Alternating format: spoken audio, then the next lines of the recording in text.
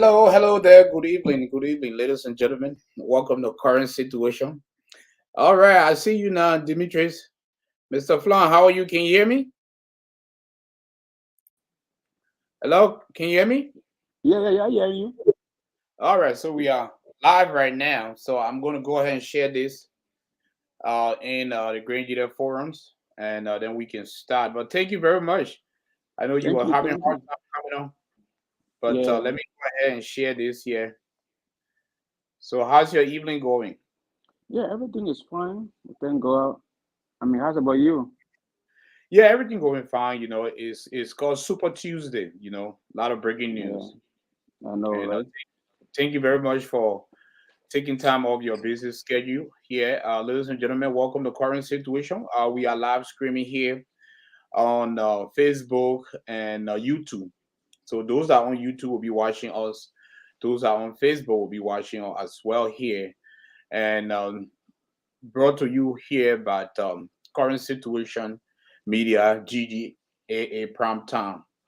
We talk about issues concerning Grand Gedeh Association in the Americas every Tuesday at 8 p.m. Central Time and 9 p.m. Eastern Time. So, ladies and gentlemen, please go ahead and share this segment. This is a new page here. People still getting used to this page. So let's go ahead and share this here in all your chat rooms. We appreciate that here. Well, thank you very much for tuning in. Today we have a very special guest. Very special guest. He's going to be discussing issues about Grand Gedeh Association in the Americas. We're going to talk about the candidates, upcoming elections, and certificate of clearance, and more. We might also be joined by some other high officials. So when they send us a request or message, we'll go ahead and send them the link. So in order to be joined here on this platform here, you will have to let me know here so I can send you the link. So for now, just give a little time here, and I try to play music in the background, but I don't know what's wrong with my music, my audio. But just give us 5 minutes here. We'll be starting at 8:10 here. So we encourage you all to please share this segment. We will appreciate that, or we appreciate that. So go ahead and share this segment here. This is a very important discussion concerning Grand Gedeh Association in the Americas. So if you are from the Grand Gedeh community, it is important that you join this live here to participate. Current situation for those that just joining us here or tuning in tonight. We are a triple constraint network and operating within a scope of informing, interacting, and entertaining our viewers here. So let's go ahead here. I am sharing this here, so please help us share this, and we will appreciate that.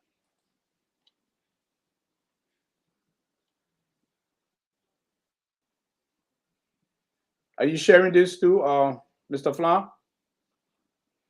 Yeah, I gotta go out and share it. No, Got no, shared no. Just already. yeah, okay, yeah. It's okay. I'm sharing it right now. We just want some few people to join us here, and as we start our discussion. But once again, thank you very much for taking time off your busy schedule here to join us on this platform. I know it was kind of hard for you to come on here. I know, right? Okay, me hard time first. I Yes, came on. finally came on. Thank you. All right, ladies and gentlemen, we will be starting in the next 2 minutes. We are just sharing this right now, so we encourage you all to do the same. So go ahead and share this here, please. It's a very important discussion that affecting or that will, affect the organization. And so we appreciate if you continue to share this live segment.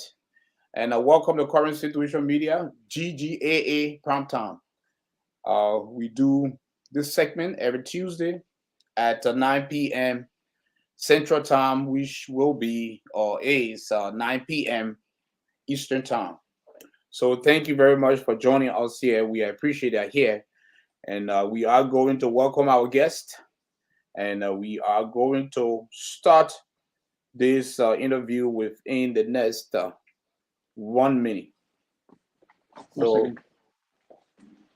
we ask you if you share this live.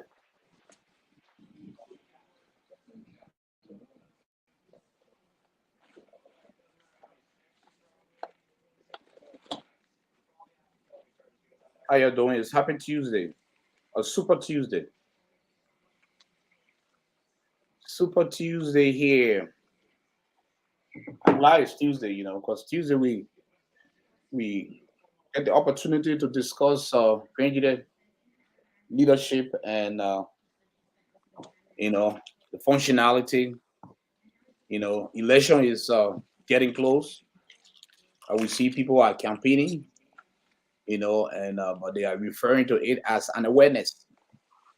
But campaign has opened, it's opened February 1st all the way to May 6th. So we are anticipating this National Election Convention to be on May 7th in Des Moines, Iowa. But however, there's no awareness flyer out, and so we are not sure if the election will take place on May 7th.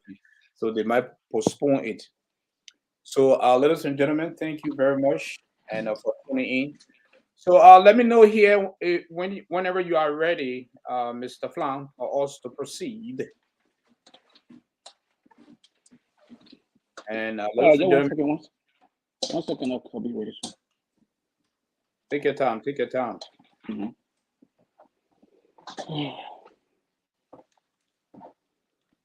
So continue to help us share this here, and it is very important. Like I said, we do have some other guests will be joining us, and they will go ahead and send us a request, or they will ask to receive the link, and we will send them the link. But for now, we are here with our special guest, Demetrius Karwho Flahn.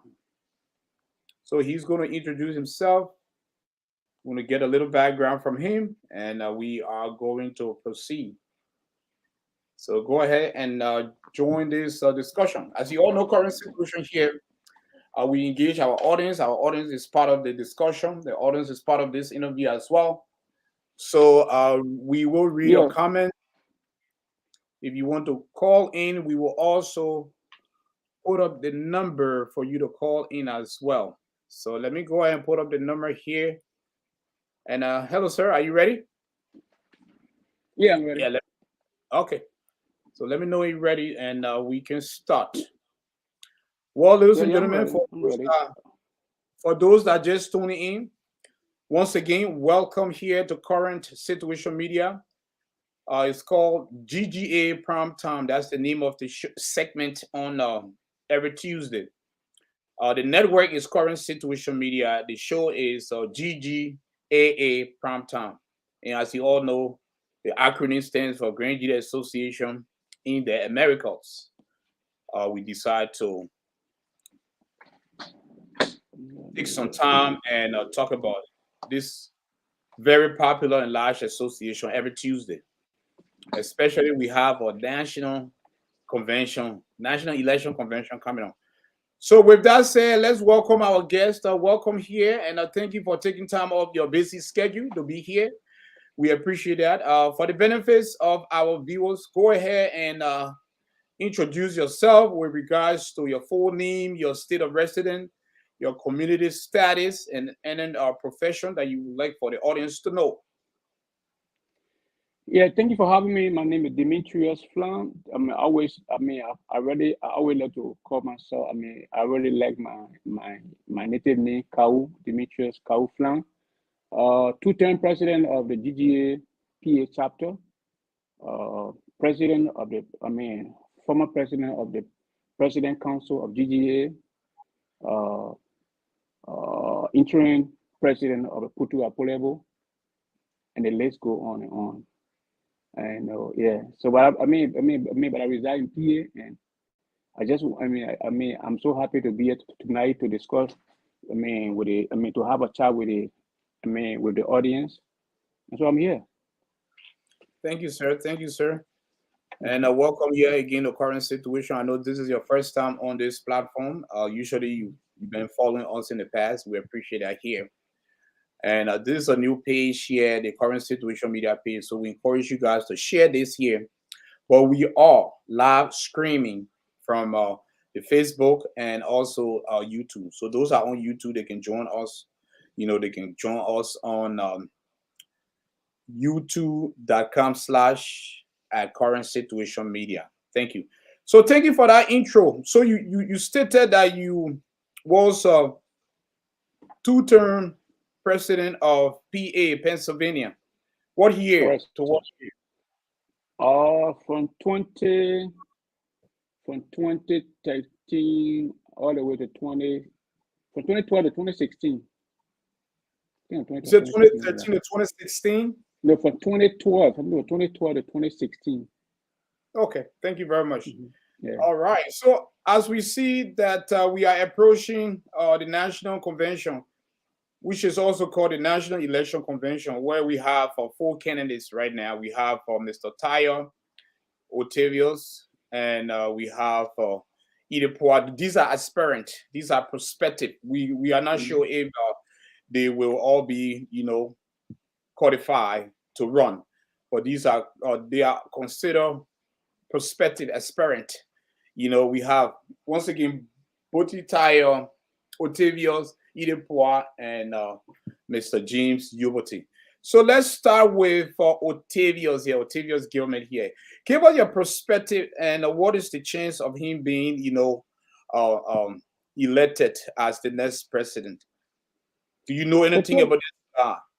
Octavia Gamer is a very good son of the land, and he's a very energetic young guy who have passion, who full of passion, and for the fact that he want to lead the national administration, that's a great courage for him. So I want to applaud him for that, at least for having that kind of bold step to say, well, I want to be the president of the national administration. But Grand Gideons, will make their choice.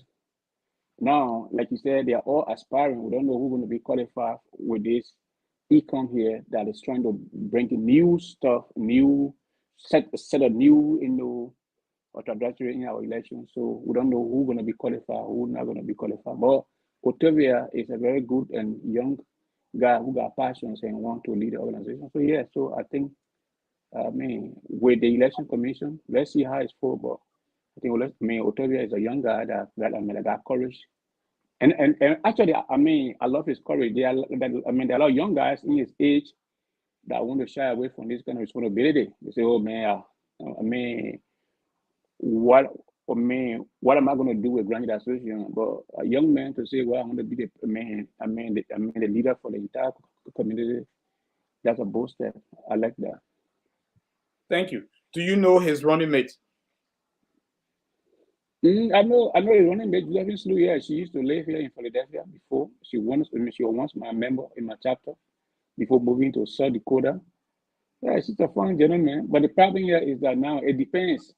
According to GGA, and like I say, they are all good sons and daughters of the land and aspiring for the position. That's fine. Until they can be qualified for the GGA, then we can grade them based on what they can stand for. But right now,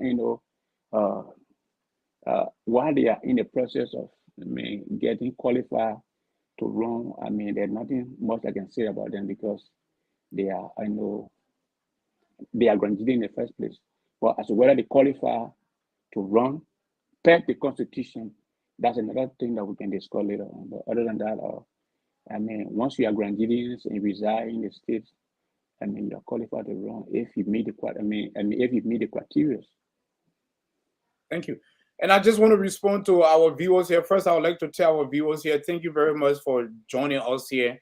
And please help us to share this segment here. This is a very new page here, Current Situation Media.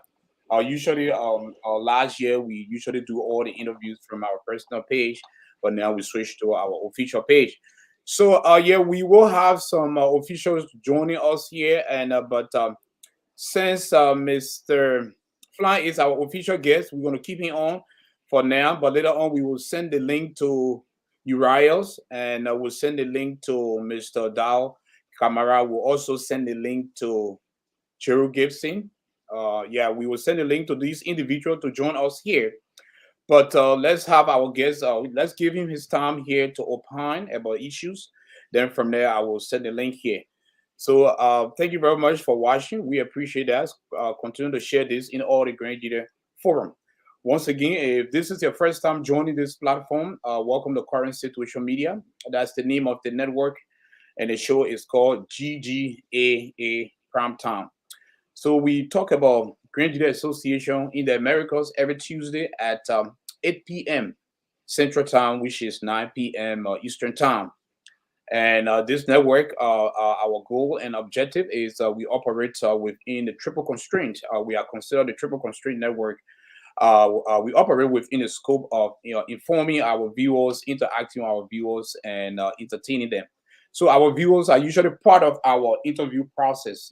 So I just want to let you know that Demetrius, they will ask questions. I will bring them on. I just want us to dive into maybe 20 minutes of the conversation. Then I'm going to send the link to the Mr. Dow Kamara, Gibson, Jerome, and Urias. All right. So thank you very much with your for your perspective on Otivius Gilman. So let's move on to Mr. Botitire. Mr. Botitire, what is your perspective of him here with regards to his experience in leadership? Do you think he stand any chance of being the next president of GGAA? Well, like I said, Botitire is, been in leadership for a while in our Des Moines area, Liberian community, Grand Gedeh Association, you may name it. So he ran before for the union, and I think he got something to offer. So if he's qualified, then we can discuss. And what, and or not. But actually, right now, I really want to applaud the guys that got the courage to say they want to take on the mantle to lead the organization. And that's fine. Our organization been down and for a while now. And the organization have been rather with divisions and confusions and what have you. And actually since Timon Collins left office, the organization been down. And even though James tried and it best, but we need that unifying person, that will bring everybody, but together in order, for have the Grand Gedeh Association we once had before. And so we are looking at them, and when because it is very baseless to start, categorizing these people, looking at the quality and what they can do, then later on they are not qualified. Then actually, so for me, I just believe that for the fact that they were able to come put forth and say they want to run for the organization, that's fine. And everything now is up to our econ. The way our econ set the ball, the way they set the standard, I just hope they continue with that standard, so that even everybody, whether qualified or not qualified, you can go home and say, yes, I fought, but I didn't make it. And but once the goal is set, when the standard is set, and you cannot follow it through, when you cherry picking here and there, then we want to go. Then we will go back to where we came from, and we don't want it like that in Grand Gedeh Association. We want peace now. We want people to come together after the election, so everybody can come together and have one Grand Gedeh Association. So from the beginning, the way the econ set their ball right now, I think it's fine, and I hope that they follow that standard they set, in order to qualify each candidate. Because from what we see from the hearing and whatnot stuff, we feel that there are stuff that they're trying to bring into the society, community that that was not being done before. Because honestly, Victor, doing wrong thing over and over doesn't mean that it's correct. There are a lot of wrong things we've been doing. From the past, these guys didn't look into those stuff and they try to change things. But if you want to change things, if you start with rules, you got to follow it through. You can't apply rule for this person, and then when you come to the other person, you want to, maneuver the rule because this. So I think if that happened, then it would be serious problem. But other than that, right now from the start, I think it's fine. But we look up to the EGOM. We the community leaders are looking up to the EGOM to make sure that the election come out very good this time. Thank you. And let's move forward to Madam Poa, Edith Poa. Your thoughts? Edith Poa, Edith is one of the community leaders too, who have passion for the organization. Edith, she served on Tim Collins' administration as vice president, and the administration for a lot of good leadership. Okay, a lot of good things that you can show from, that you can pick from. And they brought unity to the Grand Gedeh community. Remember, before they came to power, there was divisions in the Grand Gedeh Association. And we were, we were having this division between this Rochester issue. And Rochester, during Glade administration, the people of Rochester came together and set up their own branch. And without the chapter, without coordination with the chapter, New York chapter, because New York chapter is a chapter for that whole New York state. The New York chapter is based in New York City. And so since they were far from that locale, so they decided to form themselves, but they didn't do it the right way. They just formed themselves and they came up, and when they got to Philadelphia to vote, the ECOM rejected them because they didn't go through the chapter, New York chapter. And so for that reason, there was confusion, and that divided the organization during Madonna time for a while until Thomas came to office, and they were able to bring everybody back together. And so yeah, for Eden time, they brought peace. A lot of good things were going on. The community were calm, and everybody were going. In fact, all the chapter were chapter were booming and what have you. And another thing about Edith, from day one, she came in this country, she was ready to serve the organization. She's one of those that went to New York to protest for, on behalf of the Crown people and what have you. She was even arrested and what have you. So Edith, from day one, she showed her leadership. She showed it through Thomas Collins administration, and now I don't know whether you were in Minnesota when during the election in Minnesota when Edith lost the election. She waived said that, look, I had my campaign phone here that I was using, but I had money left over. I want to turn it over to the administration. And since then, there are no conventions that James Jibode had that Edith is not present. See, leadership is about serving. You got to serve somebody before the person serve you. But other people want to sit back, and when the time reaches, they come and say, I want to be president. Some of the leaders, some of the candidates, and some of the leaders will not even attend the convention. But when when it's time for Grand Gedeh leadership, but they jump in the race and they want to be president. Sometimes it's difficult. But when you serve somebody and let somebody else serve you, that's the leadership. I thought it is. How I look at her, and from the way I've been reading her, looking at her in the community, and she's one of those from my chapter, and that's why I think it is. That's why that the few things I know about Edith have passion, and I think she is ready to lead. Thank you for your perspective on Madam Poa.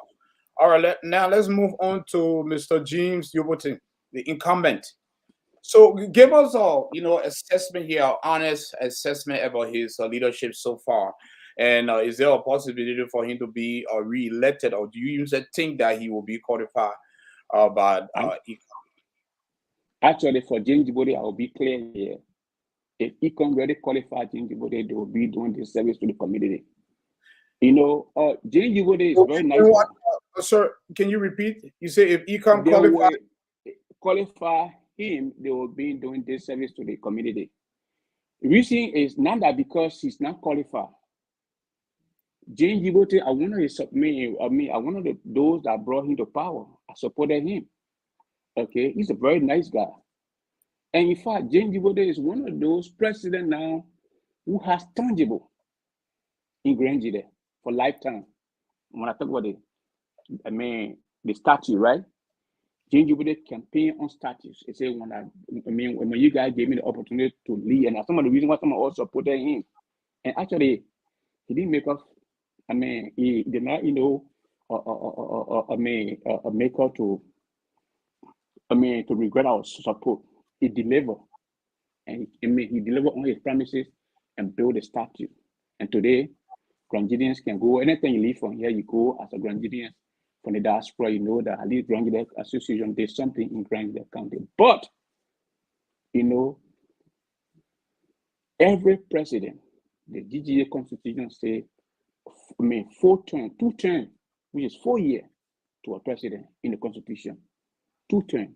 There's nothing in GGAA Constitution that say disaster time, they want time. They said 2 terms. And every other president since 1975 that led the organization before he could arrive to the site served 2 terms. Okay, and they all have projects.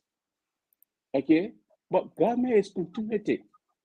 If you have project and you deliver and your time finished in the middle of the project, somebody else can finish it. But they will always say, Jane, you would start the project. The project. I think you heard some in Grand, in Liberia and politics where they say you might have a blueprint, who will do the work and organize stuff.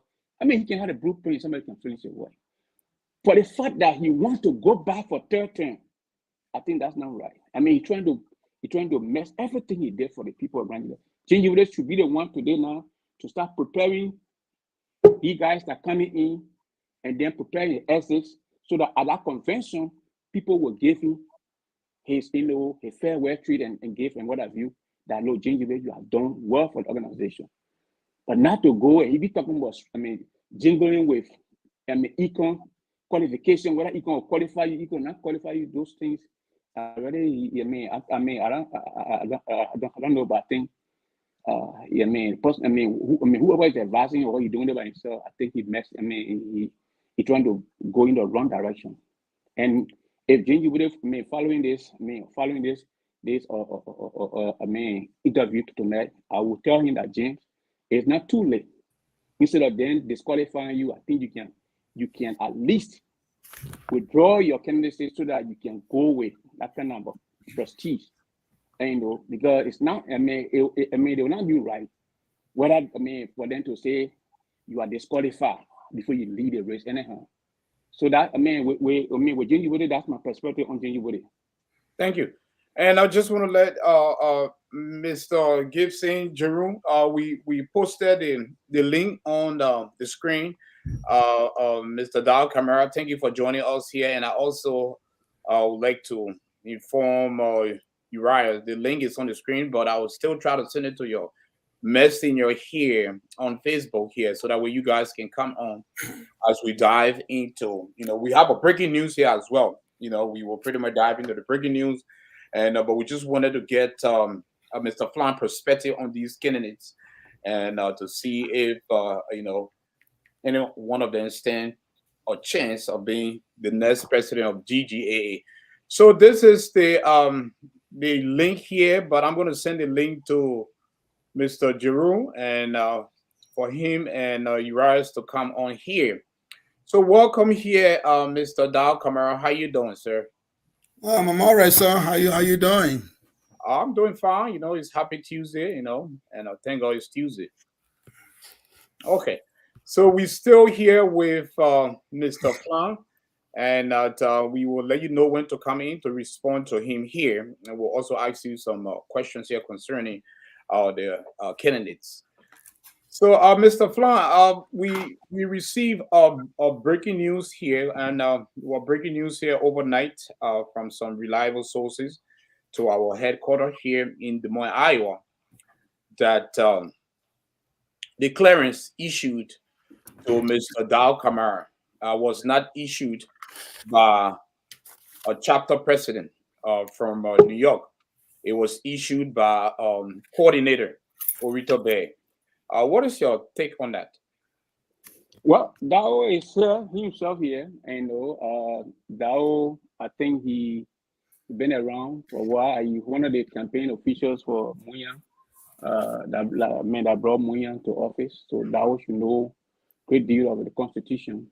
It knows that the clearance always come from a chapter president should be signed, because the reason why those things are done is because they want to make sure that you are not indebted in that chapter, whether you pay your due in that chapter and what have you. So the chapter president should be the one to sign it. The constitution give rise to branch, but the branch should coordinate with the chapter president. So there's nothing in the constitution that says that coordinators, a branch should issue such, a clearance. So if they're otherwise, then we'll wait and hear from Dao Kamara, because I know in GGA, for the lifespan I've been in GGA, there's no clearance issue by coordinator of a branch to us. Especially look, the position Dao is running for right now is a very big position. The vice president is a president in waiting, and I think it is right for us to go through the proper channel. Remember, I told you here, the same Rochester issue brought divisions in the Grand Gedeh community. When I first started here, we'll talk about my opening statement, right?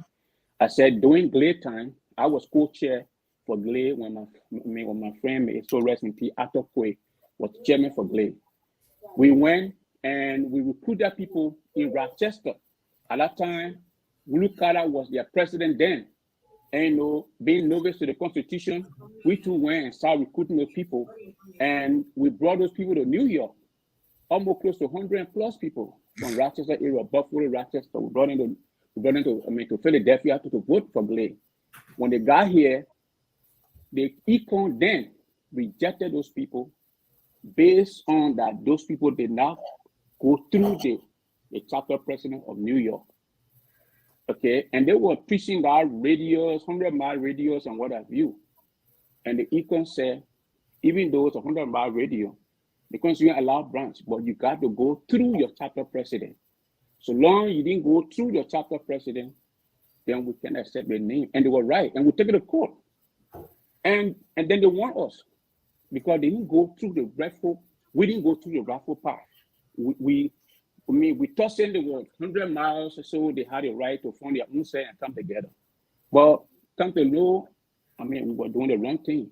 And from that point in time, the vast Rochester people, that whole western area where Buffalo, Syracuse, Rochester, it is good to form their brand, but they coordinate with their chapter president.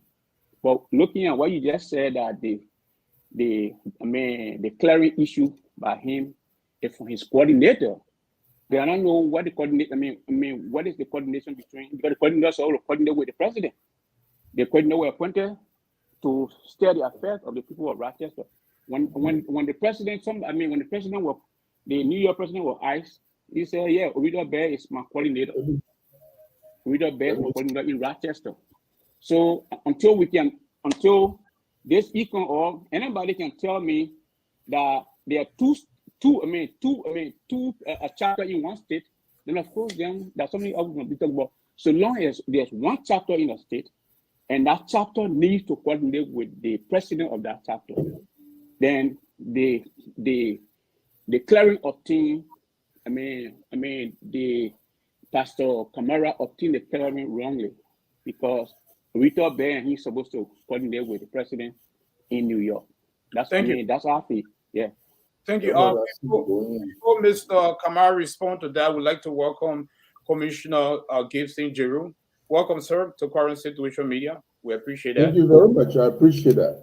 Yeah, you're welcome. Thank you for taking time off your busy schedule to be here to fill in this discussion and join the discussion. We appreciate that. So before Mr. Kamara come in, what is your thought here about this clearance that was issued by Orita Bay, New York coordinator, to Mr. Kamara? Is it considered legit or not valid? Thank you very much, Vincent, and thank you for Mr. Flahn for bringing this up. And I also want to say thank you, Mr. Kamara, for coming here. I'm not going to stay too long here. I'm going to make few clarifications on behalf of the commission, and I will be leaving, and then you can continue with the question and answer. But here is the thing, Vincent. We carved the guidelines and gave February 2nd to the 15th as a period for protest. During this period, anyone who believed that anything was done either illegally or improperly will come forward to tell the commission that something improper was done. So we went through the process. The only person who filed protest against these candidates or these aspirants was Othello Brown. The other thing I want to say is our Commission for Research, the Commission on Candidate Research or Aspirant Research, Mr. Uriah Song, made an effort to contact the lady who signed or who issued the clearance to Mr. Kamara, and she confirmed that she's the right person to do that. None of the commissioners live in New York. None of us live there. The clearance was accepted by the national. The national is aware of the clearance. So the third thing is we have been publishing the a checklist. As people bring their document, we publish a checklist, we update them.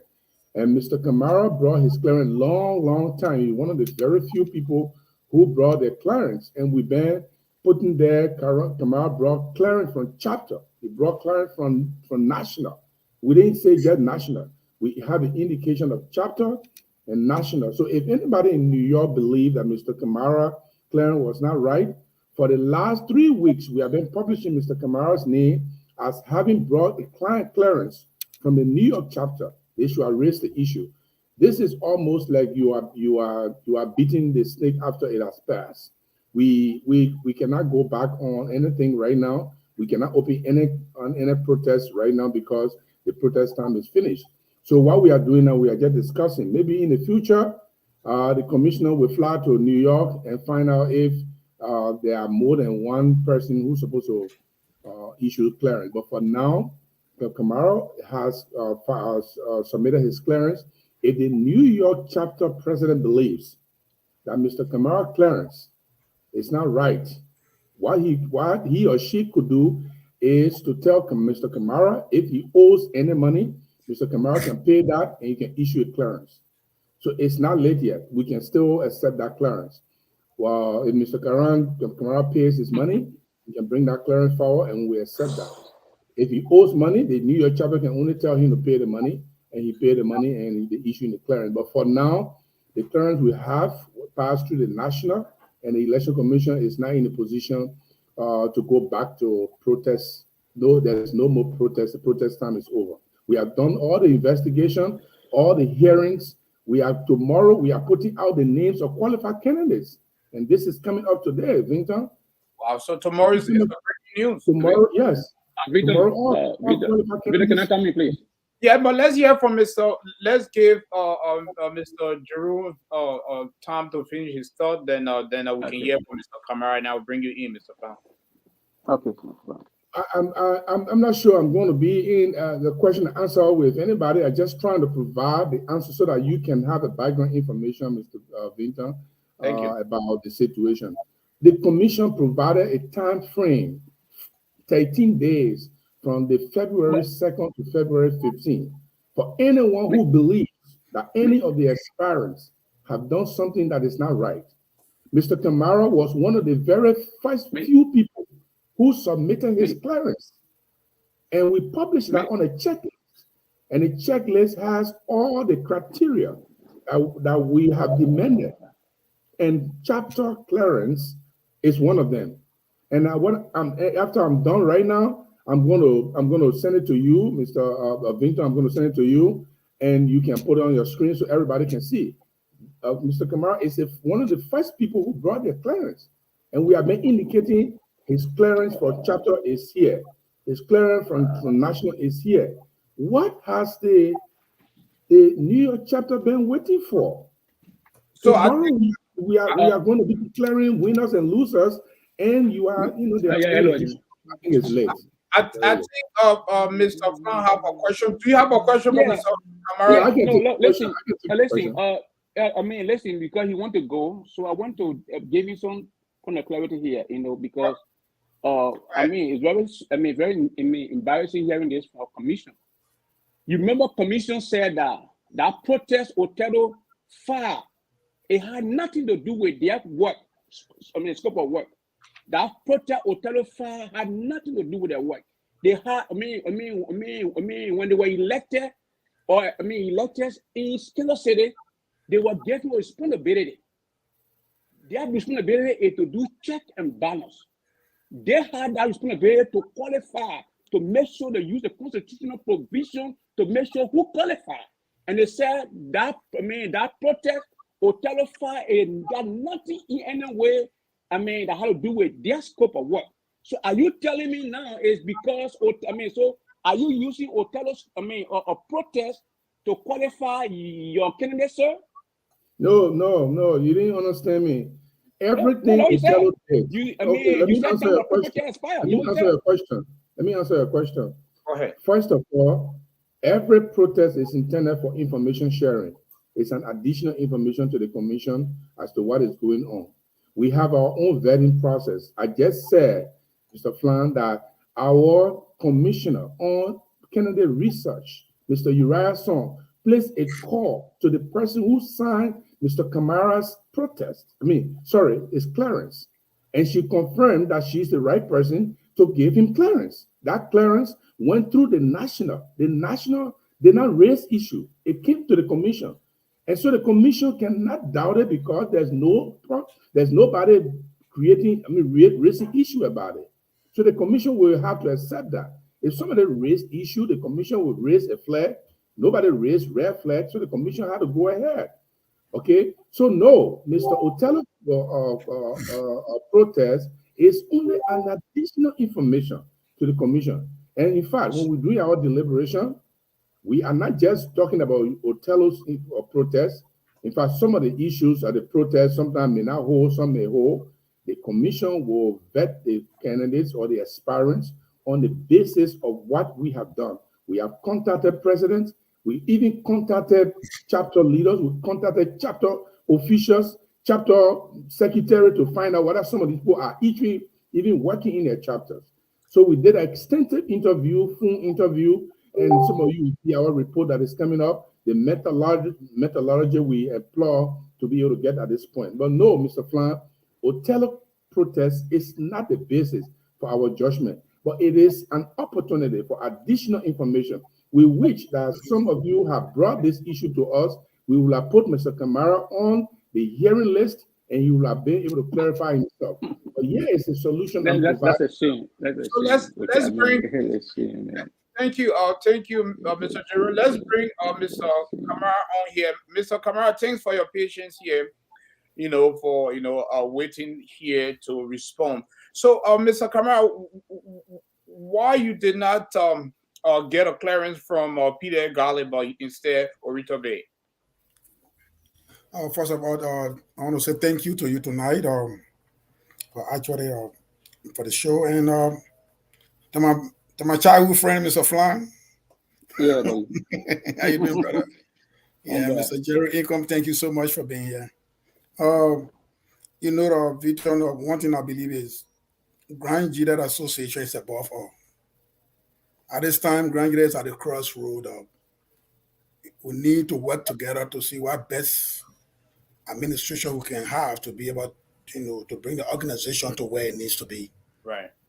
And I'm one of the person who very believe in details. I don't just do stuff because I feel like doing it. I follow through the process. And I think if the president of this chapter, Mr. Gale, were having problems, he would have reached out to my president, because definitely I'm not working for Mr. Gale. I'm definitely working for Western and Central New York. They were that based. That's the association I'm with. And Western and Central New York is comprised of its own board of directors and comprised of its own administration. So how many chapters in New York? Okay. We have one chapter and one branch. Okay. But the one chapter and one branch, the branch is independent. You have your own board of directors and you have your own administration. The only thing we coordinate with New York chapter is to pay dues. And time to pay dues, the due is $300. They pay $150, and we pay $150, and we send it to the administration. So your branch have its own constitution as well? Yes, we have our own constitution. We have our own board of directors. We have our own leadership. Okay. And all those documentation was forwarded to the national administration, in which they have in their possession. And we even fought hard to be our own chapter because we are 100 million miles away. That we can't go to meeting, we can't be close to them. There's no communication, there's no progress, there's nothing between they and us. So that's how we've been operating. We always go to the convention. Sometimes we go to the convention, we pay for the chapter. Being a branch, we pay for the chapter. We represent the chapter. On the past 2 conventions from Ohio all the way to South Dakota, there's nowhere you found Peter Gedeh. There's nowhere to be found. We here as a branch represent this chapter. So I would not leave my president I'm serving to go to Mr. Gedeh to go ask for clearance. I'm not going to do it. The president I work with, who I serve with, that's the person I'm going to ask for clearance. Is Mr. Gedeh think that the clearance need to meet his approval, then I think he would have worked along with the president of the branch and then be able to work it together. But I'm not working with Mr. Gedeh, so why would I go to Mr. Gedeh to go ask for clearance? So, Mr. Flahn, can you report to that? Yeah, so definitely, from hearing from a friend here, that shows that you don't even read the Constitution. Because Article G say that they should have one Constitution. They should form a branch. They should have one Constitution. And then I want to ask you: do you have board members representing your New York chapter on the national board, sir? No. Why? Okay. Here's the problem. The problem we don't have a board member representing the New York chapter is the same Mr. Gedeh problem.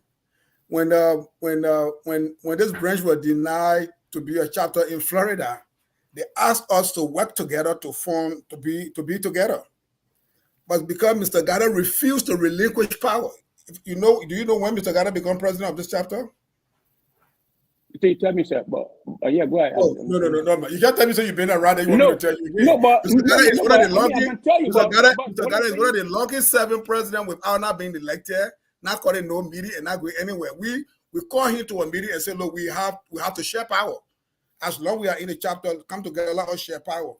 And Mr. Gedeh did not agree. Bring the Constitution and let match it with our Constitution. And Mr. Gedeh was not able to do it. So we did everything we could to be able to work together. We can't do that. If you said I don't read the Constitution, then I don't know where you come from, but you can't tell me that I really don't read the Constitution. I read the Constitution. Let me finish, the man. problem here, yeah, go ahead. You don't interrupt me. If you go to membership if you go to Article 3, Section 2, G and D and G, G and H, it tell you about both the chapter and the branches. Yes. It talk about agreements. So I will not sit down here. You tell me that I don't read my Constitution. No, but you told me I am Constitution. Yeah, I read my Constitution. I know exactly where I am. So my president that I serve in the branch is my president who gave me the clearance. If Mr. Gedeh have a problem with the clearance, get in touch with my president and be able to know what is going on. But I don't think and I did not just take this clearance and give it to the income. I sent it to the national administration because the national administration actually recognized this branch as one of the branch within this chapter. And the national administration stamp my clearance and send it over to income. So I don't think if I'm going to do something wrong by this time, Mr. Gedeh would have reached out to me. He have not even reached out to me. I don't even know how Mr. Gedeh get out there. I don't know what I even communicated with anyone, because we talk about agreement and communication. If you know that we're all working together, why not reach out to us? So Venton, I did plan. What brought I started off with the unity and peace in the community, and started with exploring this econ, because they said there are a lot of wrong things that have been done in the past. So quote unquote, they were coming to change things and want to set things to right perspective so that the next econ can follow. But if Jason were not to be on the line tonight, I would have bet my head on the chopping board that Jason wouldn't have accept this thing, because I know who Jason is. If you're not going to be on the line tonight, I would have bet and say Jason in that commission would not let it go. But for Jason to be here and telling me and telling this audience that the administration don't have that power to qualify anybody. Administration only look at clearances to see whether you are indebted with the administration. It's the econ who have that power to deny and qualify candidates. That rules and regulation was given to Econ. So by you saying you're clearing part through national administration and the national administration, because when you pass through, that's why you are second person to check. You should have 2 checks. So it means now that everybody that national administration sent to the Econ are qualified. Because everybody that went through the Econ have clearances from their chapters. So if their clearances, you are saying that since the national administration had no problem with the clearances and sent it to you, that means that you shouldn't disqualify nobody on this ground. Because the clearances went through administration. But if you are saying that, if you are cherry picking, you telling me tonight that because your clearance went through the national administration and the national administration did not flag it and you go to Econ, they call it then automatically you qualify, even though I don't think that's what he said. You are telling me, you are telling the audience here. You are telling the audience. Let me finish. Let me. You are telling the audience here now. Because Peter Gadeh was stubborn, you don't want relinquish power, so you belligerently violated him and then get clearance for opposing. Because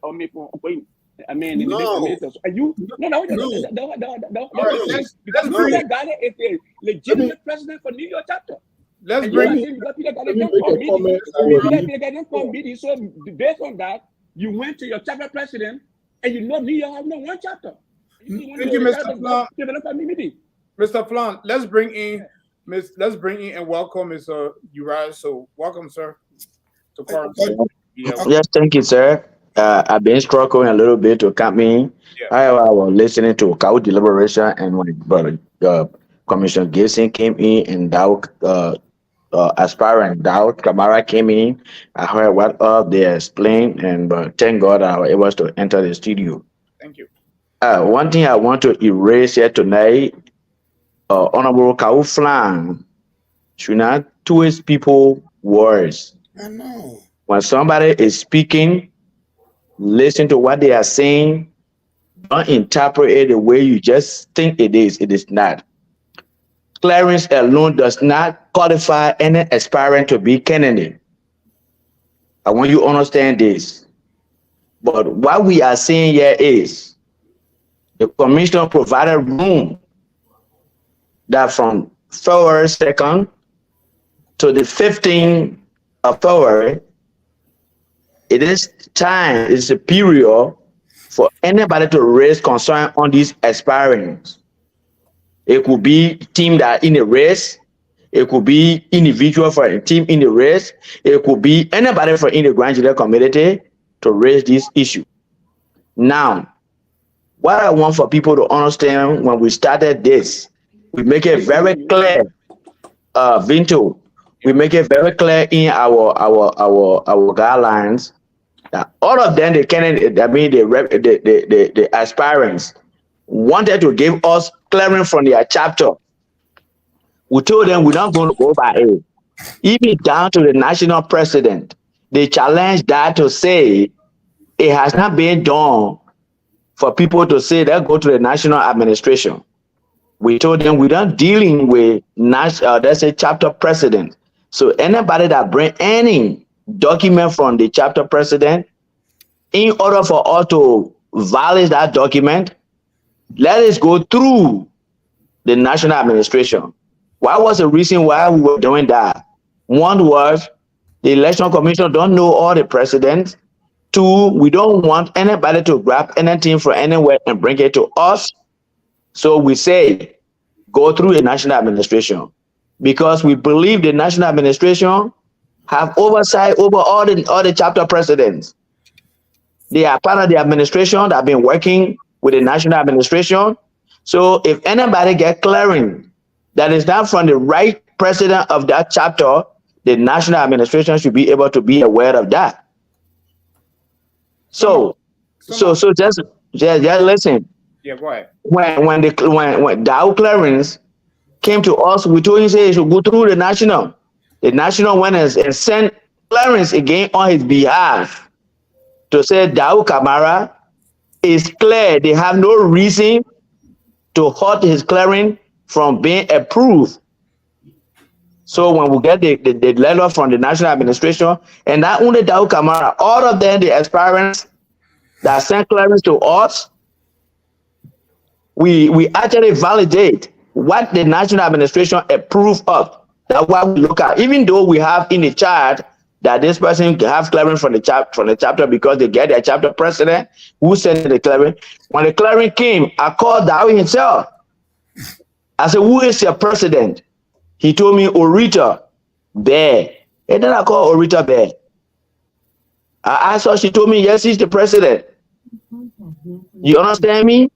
There was no contention raised.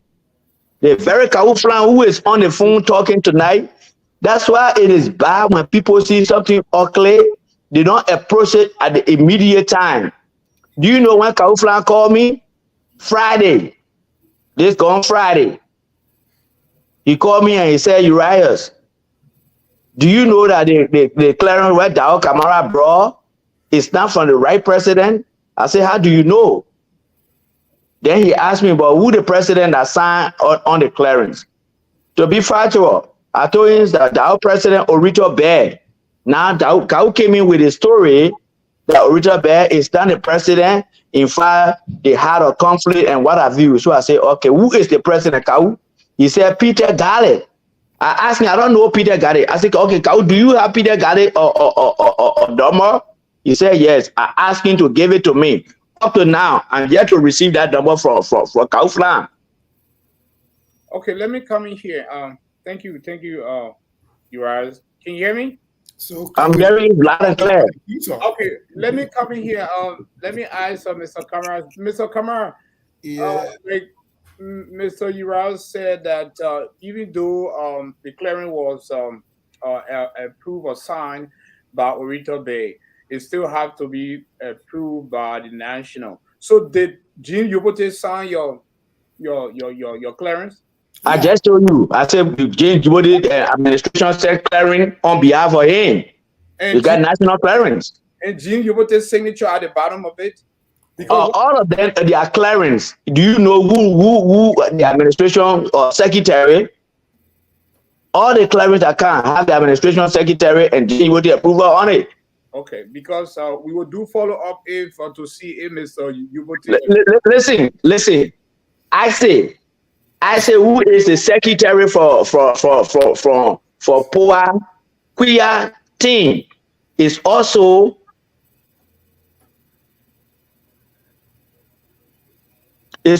part of the administration. He's the assistant secretary. Some of the communication that come to us, I say can respond to us on behalf of the national administration. So all of these things, I believe they all should be aware of them. So how can the president, who oversees the chapter president, don't know a clearing come from a wrong person and will sign it and approve it and send it to the election commissioner, which of course he himself is taking part within the competition. So what do you think of it? If you really believe, if he said that Daud Kamara clearance is not valid, and knowing that he's taking part in the race, don't you think Jane Yibodi is supposed to raise contention?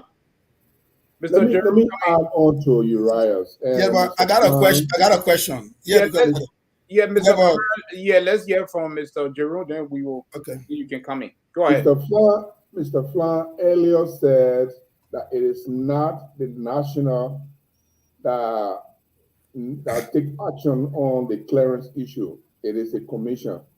Mr. Flahn, that's not true.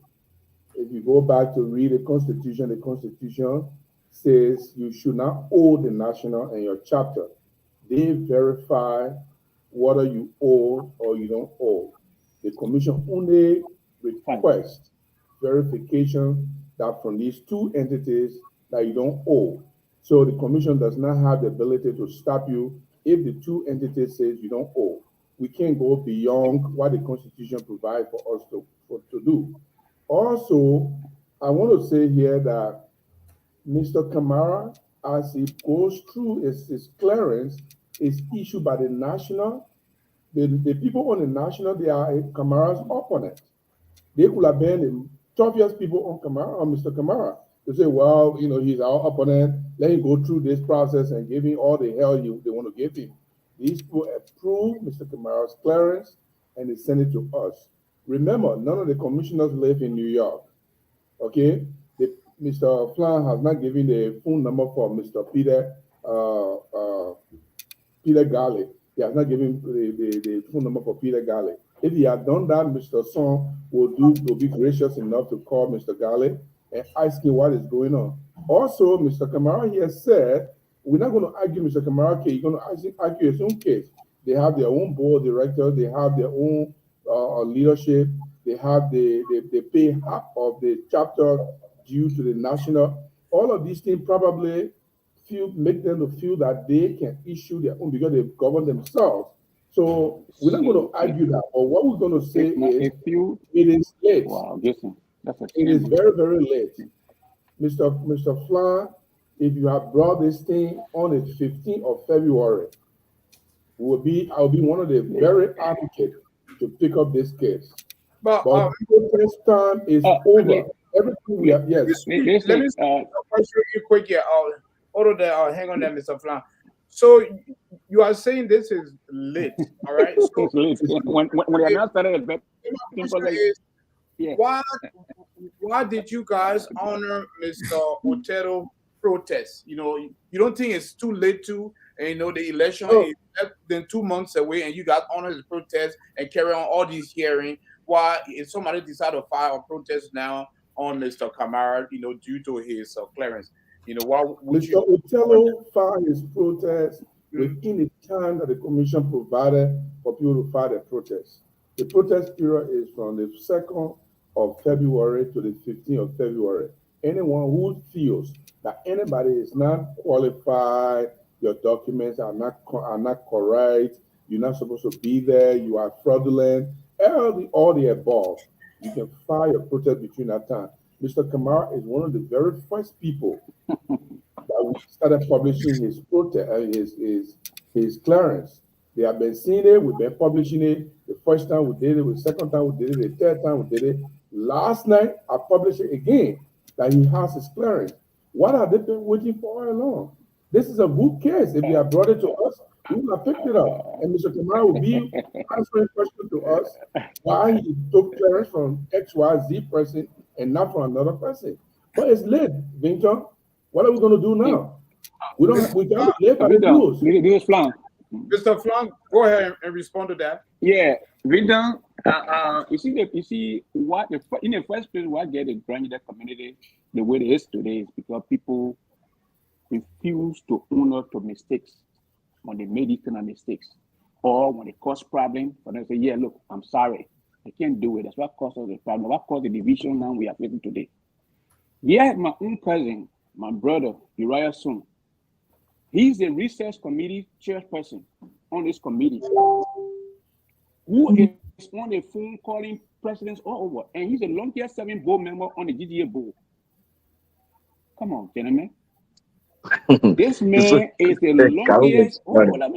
This man is the longest serving board member in the GGAA history from Kentucky. Don't you recall? Listen to me. Let me finish. No, I don't know how you conclude to say I'm the longest. Anyway, let me talk, man. Uriah Sun being on that board from 3 consecutive presidents. From the first, but Uriah Sun stayed the longest on that board. How long do I stay on the board, Cow? You say I stay the longest. How long do I stay? Uriah, you serve 4 years. Listen. You serve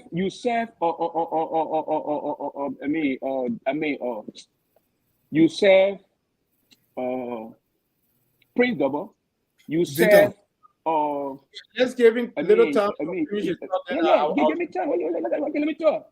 You serve Dexter. You serve the girl is currently there. So time 4 years to last time. Right. But listen, here I'm driving at. You are giving up a piece of job as a research team. You took on that job cleverly. You go after people you want to disqualify. You call their presidents. You call their presidents. But Yes. then you don't So have didn't the I call his president? I called our president. I mean, can you please protect me, please? Well, go ahead and finish your thought because I want Mr. Kamara to respond to that. Okay, so please protect me, okay? You are Uriah protected. went all wrong. Yeah, Uriah went all wrong. Go after people they decided to disqualify and call their president to make sure those people disqualified, right? Uriah now. No, Karwho. Point of correction. Point of correction. My purpose of going after aspirants is not merely to go and disqualify people. Uriah does not know who is the president for New York chapter. Can you imagine that Uriah wanted the New York chapter to call him? No. Karwho start giving false information. You need when they bury Uriah, can call Jane Jibote to know who is the president for New York chapter. So Karwho, who told you that they not call New York chapter president? Oh, but we're not in New York. I mean, you call the wrong person. But that's the chapter president that approved that the person who gave me who number I have. So how do you want me to know Peter? Do I know Peter personally? You need to start what you doing, man. Karwho. You need to start initiating. Why both have to do with presidents? Both member got nothing to do with president in the first place, Karwho.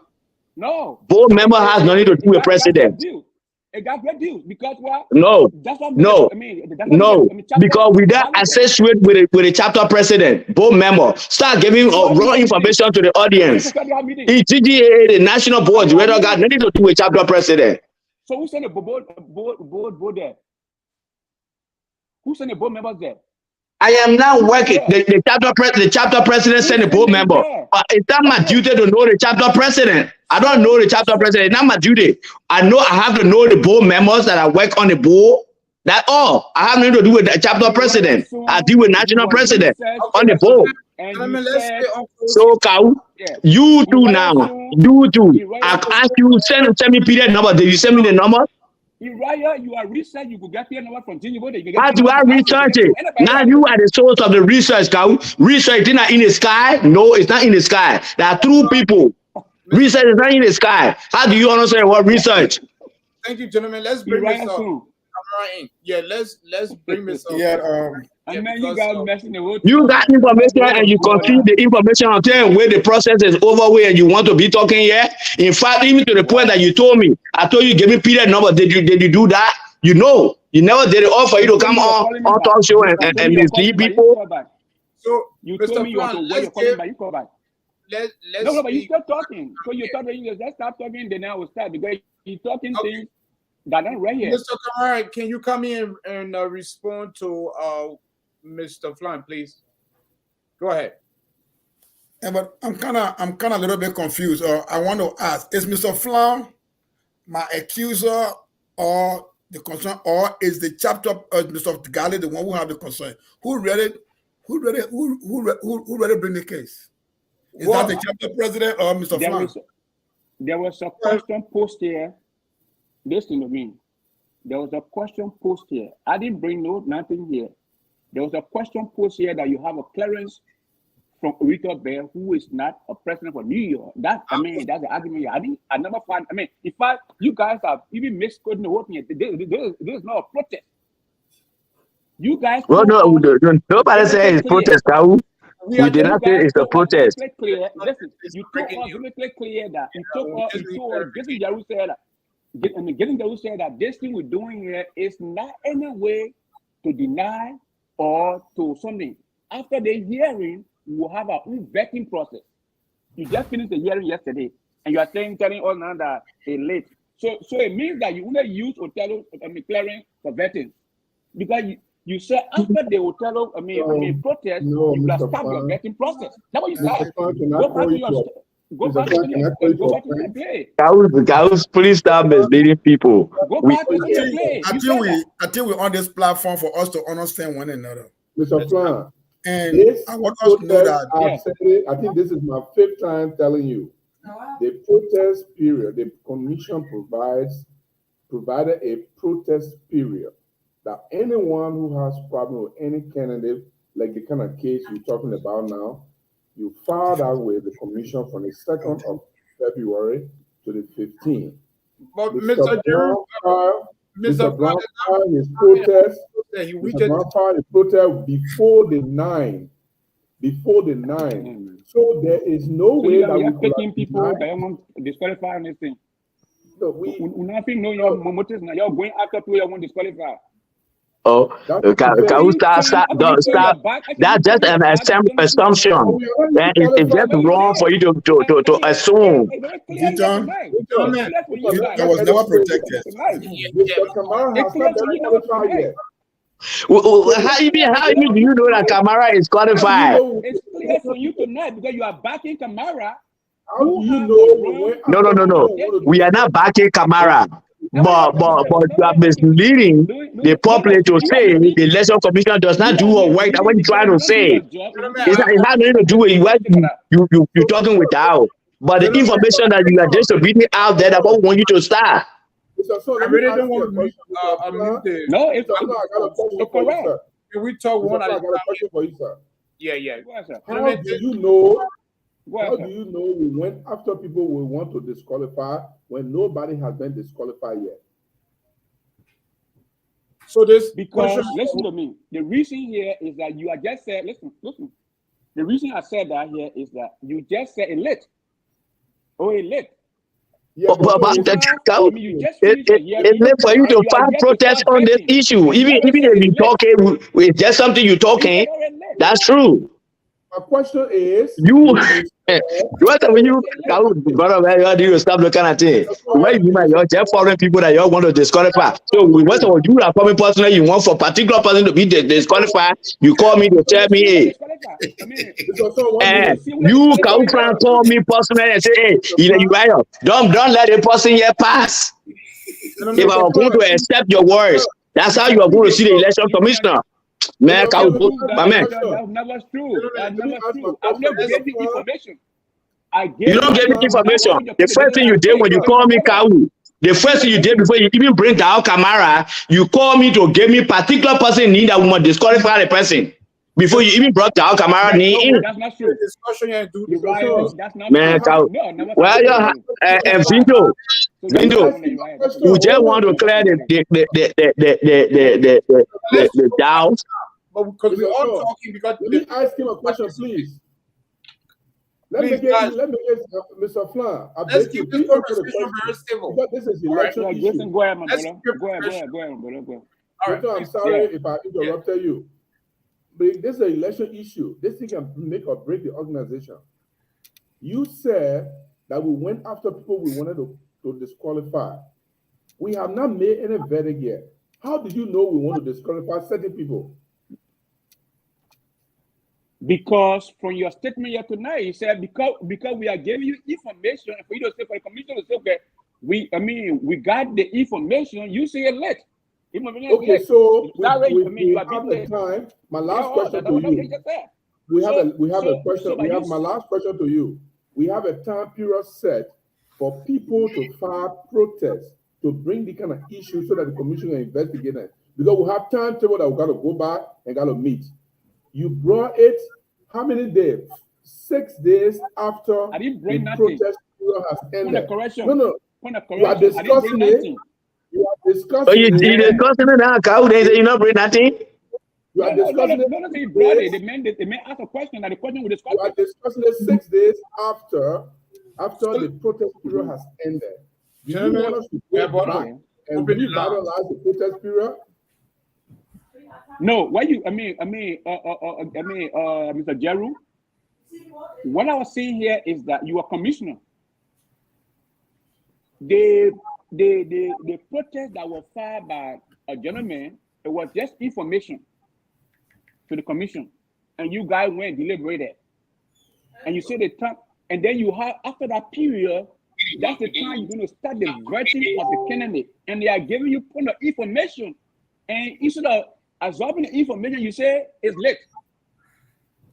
Abruptly, just say late.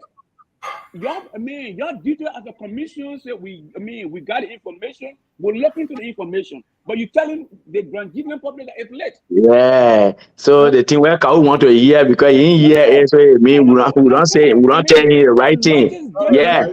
So why if we're not going to look into that, we should lie to you, Karwho. Let's give Mr. Flahn 3 minutes. I'm gonna give each person 3 minutes. Then we're gonna open the line here because you have a lot of people that want to call in here. Since we can bring everybody on the show. So, Mr. Flahn, go ahead. 3 minutes. We just gonna go 3 minutes. Thank you, Mr. Vinton. The gentleman discussing here is sorry that we are discussing. It's my childhood friend. Okay, he came from a long way. I'm not in it, but what we believe in. What I believe in is doing the right thing. He might make an error by picking. By taking the declaring letter from a coordinator. There's nowhere in the GSA you can form a GSA. Branch is allowed, but branch should work in coordinator with the state chapter president. Okay, so if you get your clearance from your branch leader, it should have been signed by Peter Galli. He's the president for New York chapter. That's a fact. I don't care how you go up and come down. That's a fact. Guessing here is a scholar. He knows constitution. You know it's a fact. But what we see here is that if you make an error, that the error thing causing GGA to be where it is today. My own brother Uriah is a research committee person. He talking about nobody. He wouldn't mean to gain the information. The same day I put that in the same day, Peter, the Secretary General texted him Peter Galli number. No, that Sam is speaking. I said send me Peter Galli number last night. You talking thing that you don't have idea about. I said send Peter Galli number yesterday. Last night. I did my question to you get it. Say I'll give you 3 minutes. Okay, you get a time. All right. He got Peter Galli number. He don't have the board to call Peter Galli, and he asked the man, how did this thing happen? But there's a man that being this year that don't even know that New York is not a chapter by itself. According to him, he's sending on a national radio station that now consider Rita better be president of New York chapter. He's supposed to be the president. It's very sad. Now you're going to hold the same. Now you're going to hold other Grand Gedehians on that scenes and start and say, well, you don't have, you don't have ministry experience. You don't.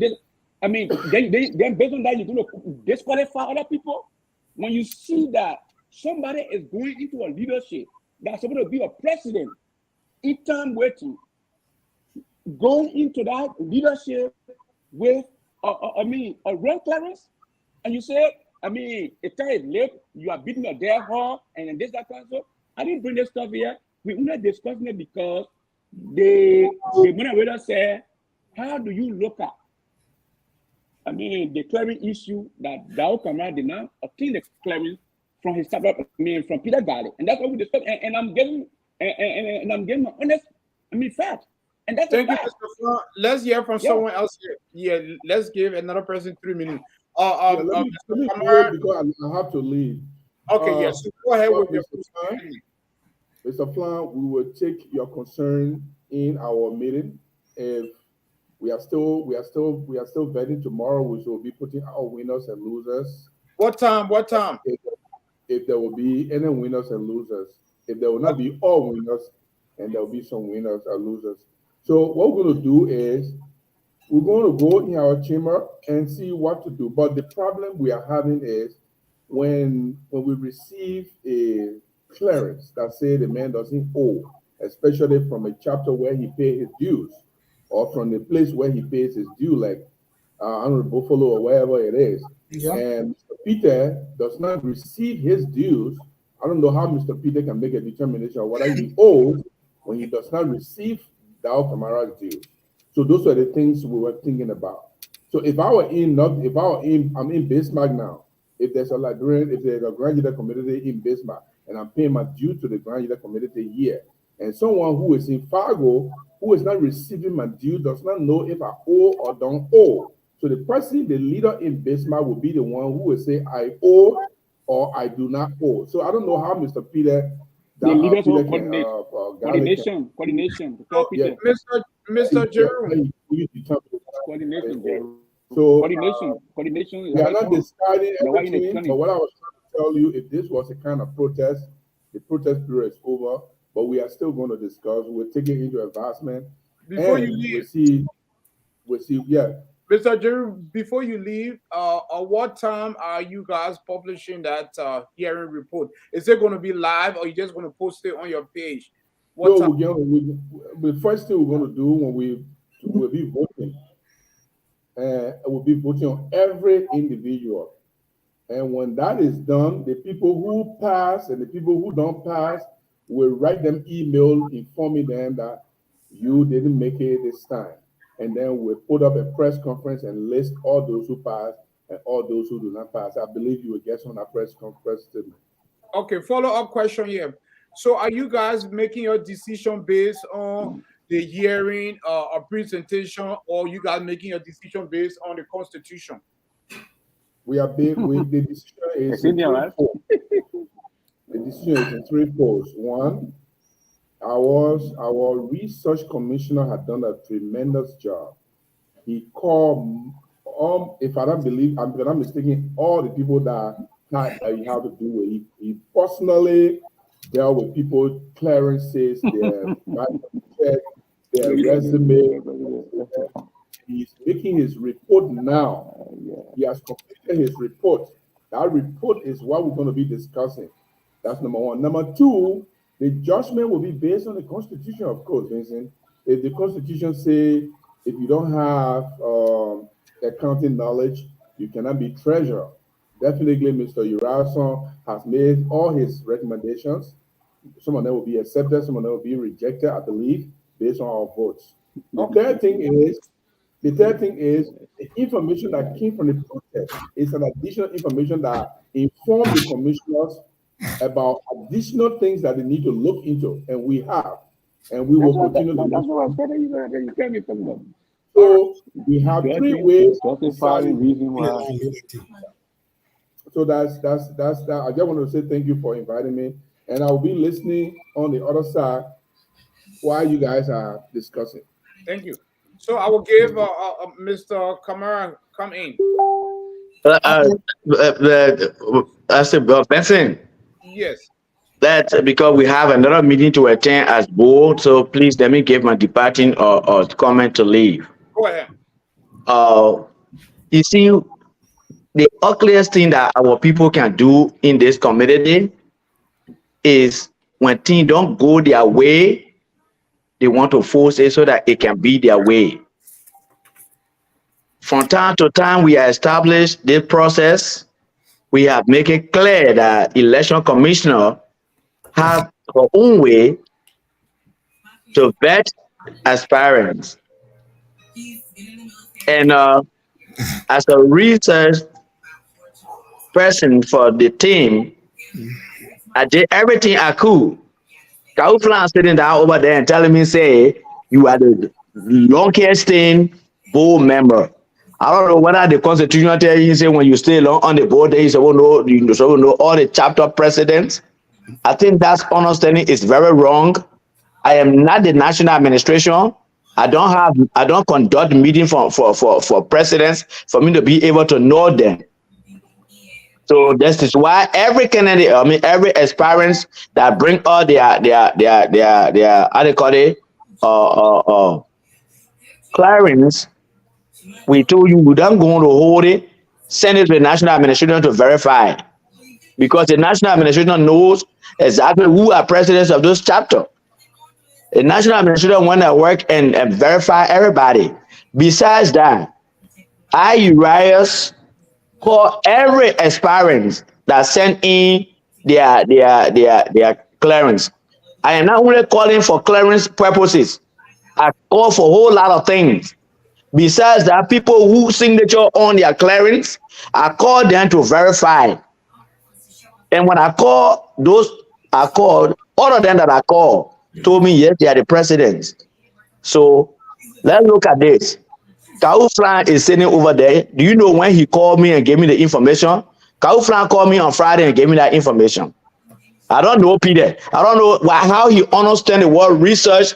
If you are researching somebody, how do you get information from other sources? So if Karwho Flahn will be one of the sources for me to get information from concerning Peter, and he refused to give me the contact number for Peter, how does he want me to call Peter? He making reference to Isaac gave me Peter's number. Do you know when Isaac gave me Peter's number? Last night. That when Isaac even get to know that Dao Camara brought a clearance that was not signed by the actual president. When Isaac gave me the number, I called Peter. Peter did not answer me.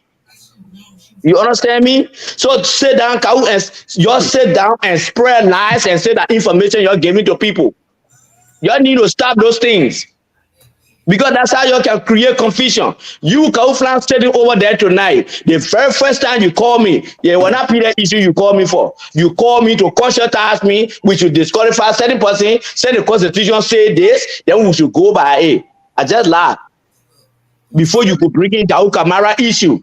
Let me do a follow-up question here, Mr. So why, as a commissioner, you guys were pretty much appointed to pretty much lead this process, and maybe voted in to lead this process. But why would you ask Mr. Flahn for Peter Karwho number? Because he knows me. He brought the information to me. I asked him, but I don't know Peter. It's clear. He brought the information to me, and I asked him, do you have Peter's number? He said yes. So why you can't give it to me if you want me to verify? Is it wrong for him to do? As one of the commissioners, don't you think you should have all these president numbers, the chapter president? Have access. So how you doing research? But I don't know how many times you want me to explain this. I do not have chapter roster. However, every experience that brings a clearance have president name on it with the president number. So all of them that they bring to me, I have their numbers and I call them. Okay. So let's thank you. Research chairman should search for the chapter roster because you you get chapter roster. Even first of all, the national administration don't even have a membership or 4 years or what it calls. You need to stop those things, man. Jay, you already say have chapter roster. The election commission is supposed to have chapter roster. Let's bring Mr. Kamara in. Mr. So, thank you for your concluding statement here. We look forward to the report. Calm down. No, Karwho, you need to calm down because you're trying to spread, falsehood information out there. You want to. Who made an error? For me, I don't make no error. Guys, Kamara, I don't make no error, brother. The same thing you just told me when even Idepua called me. I told him, I said, Ide, right now we are at the stage of concluding everything. So I'm not going to go back to investigate anything. I just told her the same thing. Thank you, guys. Let's hear from Mr. Kamara. Thank you. Who wants to call you again, Ryan? Being on here, we appreciate that here. So, guys, let's hear from Mr. Kamara now. These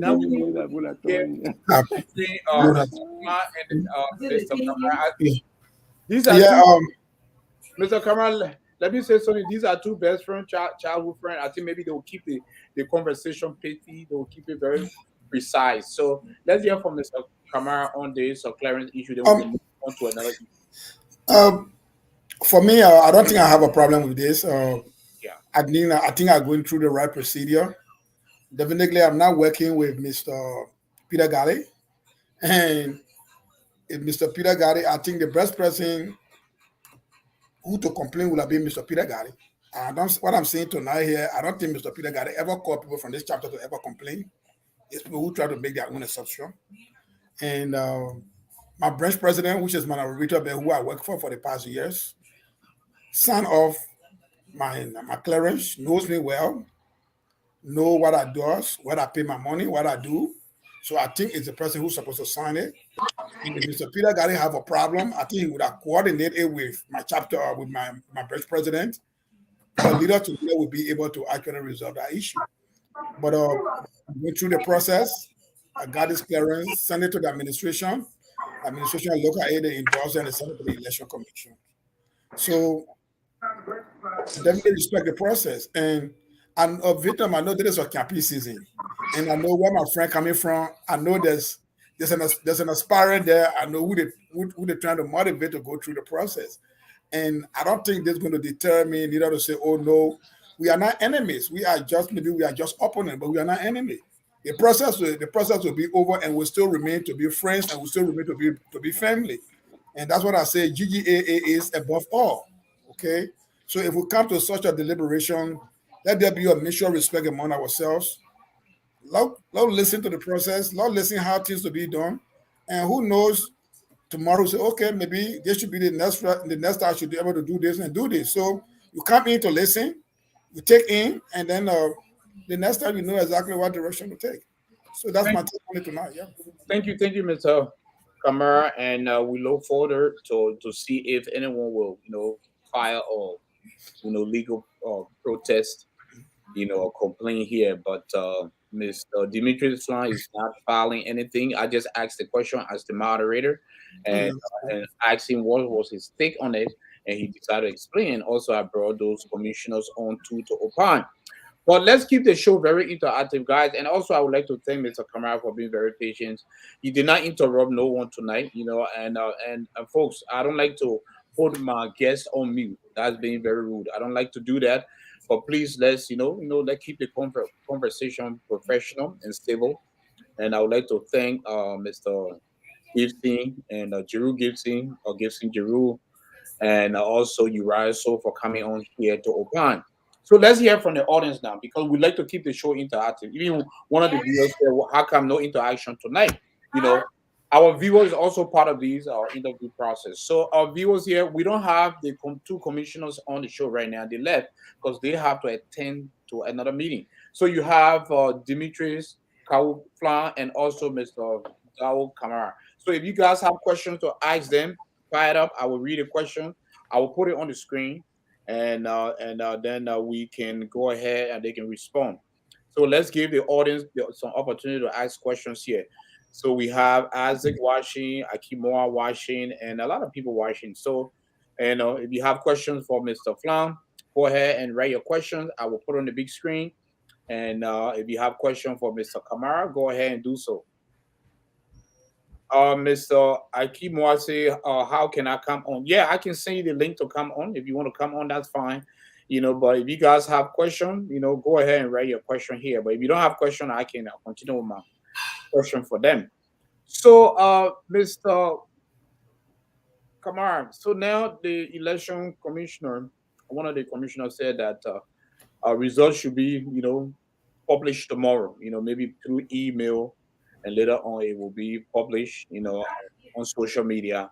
So, are you worried about, some of the aspirants that would not be qualified to proceed? Or give us a thought on what you think about this, how this will go. On who to be qualified, who not to be qualified? Yeah, just these aspirants, most of these, because I know most of the aspirants that was, questionable and because of the protest. For me, mainly all the aspirants, they are all sons or daughters for Grand Gedeh County. Okay, and they mean well for the organization. They mean well. If they can go through this process and make sure submit documentation and even attend hearing, they mean well. Okay, they mean well for the organization. But I'm not in the position to see who will be disqualified or who will not be disqualified. That's not my area. That area should be the area of the income to be able to do that. But I hope that it all goes well. And I pray that even if myself, they say, Mr. Kamara, you're not qualified, it's not going to take a thing from me. It's to support the process because GGA is above all. My comment to GGA is to make sure to contribute. When it's not a time to contribute, I don't hold it against anybody. It is not something so I'm so desperate for. I'm not so desperate for I have positions more than what I'm sitting here to talk about. So it's not something that I'm kind of very desperate for. But I just want the process to be peaceful. Let us be respectful to one another. Because we are the crossroad where the division continue to deepen. And if this process is not actually taken care of in the right way, it's going to take another more years again. Even if the administration come in, you still have to work on bringing people together. And I just hope that everything will go well. Even if you are not qualified, accept it, move on. That's not the end of life. Maybe you can still put yourself together and come back here another time if you want to. So that's my only encouragement to the aspirants and whoever that we find there saying, if you are qualified, bravo for you, and get on the road and make sure to do the work. Now, let me tell you, this GGA is not giving anybody anything. GGA is going to take away your time, take away your money, take away from you. GGA is not going to pay you for this. You're going to run out of services for them. So if you're coming to run out of service, you have to be very peaceful in the service you're going to run out for the people that are going to actually depend on you. You cannot do it in confusion. You cannot do it in argument. You got to make sure that the people can trust your leadership ability and they can see you to be their future leader, that they can depend on you if you get to that office to do what you need to do for them. So I just want to thank you. I just want to say thanks to all the aspirants that are in the project, and I hope that whatever decision come our way, let us just be able to accept it and move on. Thank you. Mr. Flahn, do you have any question for Mr. Kamara concerning this clearance issue or any other follow-up?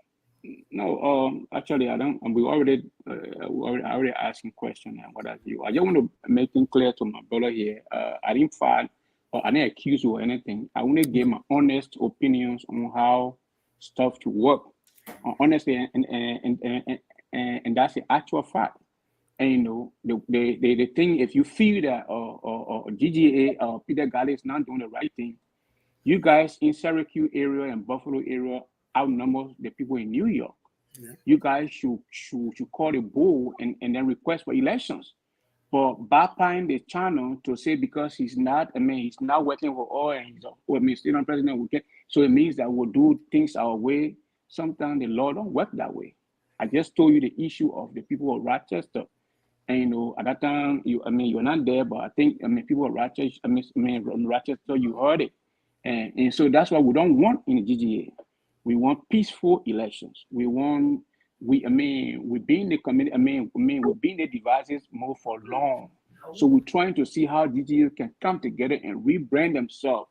So that people say, well, these people then, after all the confusion, look at them. That's what we want. And you know, and when Viton, from the beginning of the show, I told you the econ, when they started the whole thing, they set a standard. Reason why we raised our tension raised here tonight is because the econ did not act professional. This is now a protest. It was just discussion. So all econs should have done is take notes. But they come in here. The motherfucker want to congratulate you, Mr. Kamara, because econ already qualified you. Because econ said what we're seeing here is beating the dead horn to the bush. So that shows that they are already giving the verdict here on the show tonight. You are being qualified among the vice presidents. So I want to congratulate you because econ, econ should be the one to listen to our cry and go in the chamber and make decision. But for econ to come here tonight and start telling Grand Gedeh that, oh, no, what the protest time is this, protest time is this, so that everything is over now. So you're beating the dead horn to the bush and what have you. These kind of comments discourage people that are gearing up for election. Then at last, I thank God that Gayson caught himself and tried to do the right thing. Okay, that's how it's supposed to be, because everybody depends on you for us to have free and fair election. But if you all here and there, then the credibility comes at stake. And there are other people that on our elections commission that people have too much respect for. So I don't want no other commission to come and just tarnish other commissioner repetitions, because Grand Gedeh, like my brother said, Grand Gedeh is above of us. What we're discussing here tonight is somebody brought the issue here and you brought a question, and I'm giving my honest opinion because I witnessed the Rochester issue before. So I don't want it to repeat itself.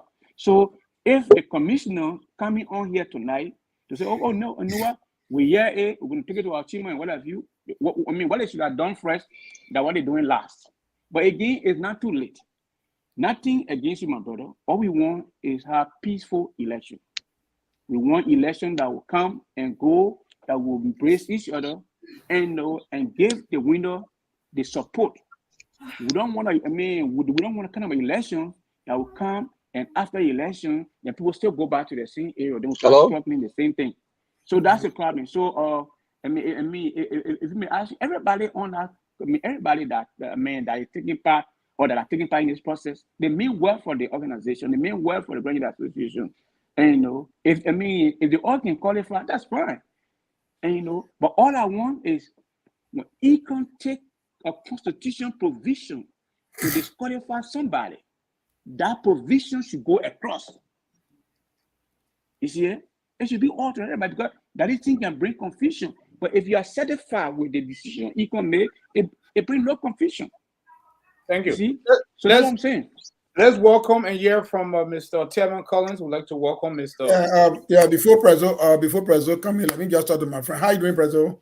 Yeah. Hey, Dow. Yeah. I'll be frank. I know there is election season. We're going to see a lot of disagreement, but just for the good of the organization, not for ourselves. But we in Western and Central New York, trust me, our number is triple the number of people in New York City.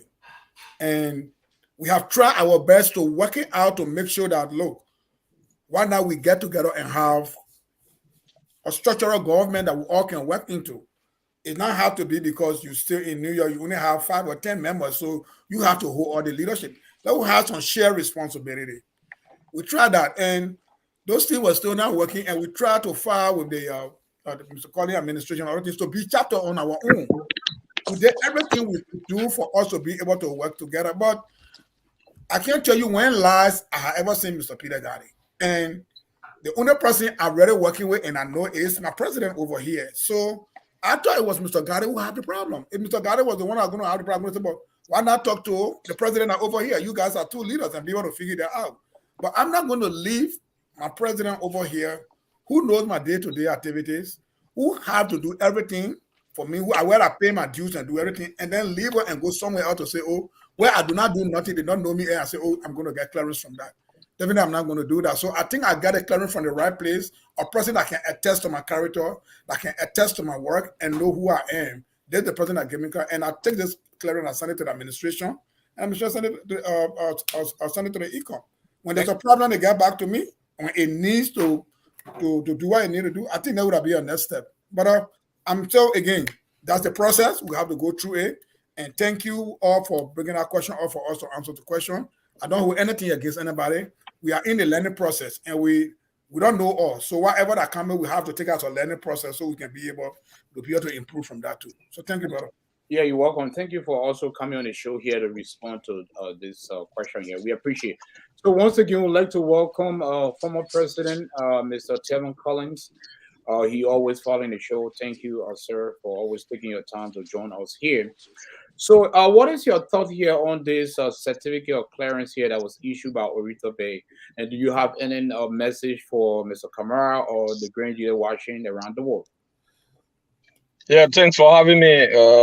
And I want to say hi to Dao and Karwho, President Karwho. Look, we've been having these problems before. The first serious problem that we had in the Grand Gedeh community was due to the scene coordination process. It came exactly from New York.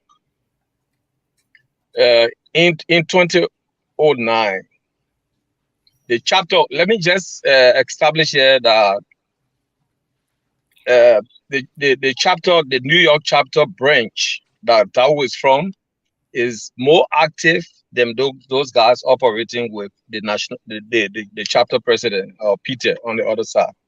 I've experienced it for 4 years. I've visited that place, I think, about 3 times, their programs. And most of the things that they do there based on the distance and other things, people on the other side of New York do not have any knowledge of what they are doing. And the best thing that it can do is to coordinate, most especially if they have an active administration in central New York. But upstate New York, where you got Rochester, Buffalo, and other places that Dow is coming from, they got more Grand Gedeans there. They got more people that belong to the New York chapter than people on the other side. Having said that, So then, what's the name of that branch? Because if you have New York it's chapter, all on if you look at the Constitution, have a provision there yeah, that in every state you will only have one chapter. right. You can have branches. Like for example, if you look at Texas, they got I think about 5 different branches because it's a very big state. They got people from Amarillo, they got people from Dallas, they got people from Houston. Those guys operate, but they got coordinators there. Okay. So it's left with the chapter to be able to create nomenclatures for what they do there. Along the time we operated with them, they had a local president in the branch, the Buffalo, Rochester branch, where that was from. But what I'm saying here, in 2009, the same election process between Glay and Mato, the group from upstate New York submitted the names directly to the national administration. And at that time, it was Glay. And those names were not accepted by the election commission because they wanted for it to pass through the president of the chapter. And at that time, the president of the chapter was Annie Cooper. So Annie came and she said she never knew those names. I think over about 31 names. And based on that, those guys were not qualified to be added on the roster. And it caused a lot of problem. Mato won with less than 10 votes. And most of those people were supporters of Clay. So, but if you have, like the point Dow is making here, if you have a chapter president who's not active, who's not involved in what they're doing, how do they coordinate the clearances and other things? How do they know what is happening upstate New York? So actually, that's the problem. The second thing here is that the chapter president is not complaining. He has not come up to say, you know what, this person is not active or the clearance never came through me. It's all because they themselves are not active. And the most active group you got are where that was coming from. So I think the best person to come up and say, you know what, I think we have a problem with this guy because this guy is not active. This guy does not have what it takes to have a clearance is the chapter president. The fact that he's not complaining, perhaps he knows that because they're not active, the other people are active. But what I'm saying here, I think the coordination was going to help to solve this problem. Even if he's active or not, he should be able to attest to that clearance that was sent. Or Madam Bear can get in contact with him and tell him, look, I got my active group here. I'm submitting a clearance on behalf of the chapter for DAO. And I'm just letting you know, I'm sending you a copy of the clearance so he'd be aware. So when they want to do a follow-up from Econ, they would know that the entire chapter is on board. I mean, these are some of the things we need to work on because you got people that are distant from where other people live. I was in Pittsburgh, and people were saying we in Pittsburgh should have link with the Pennsylvania chapter. We're about 6 hours away from them. Yeah. We have about 42 persons in Pittsburgh.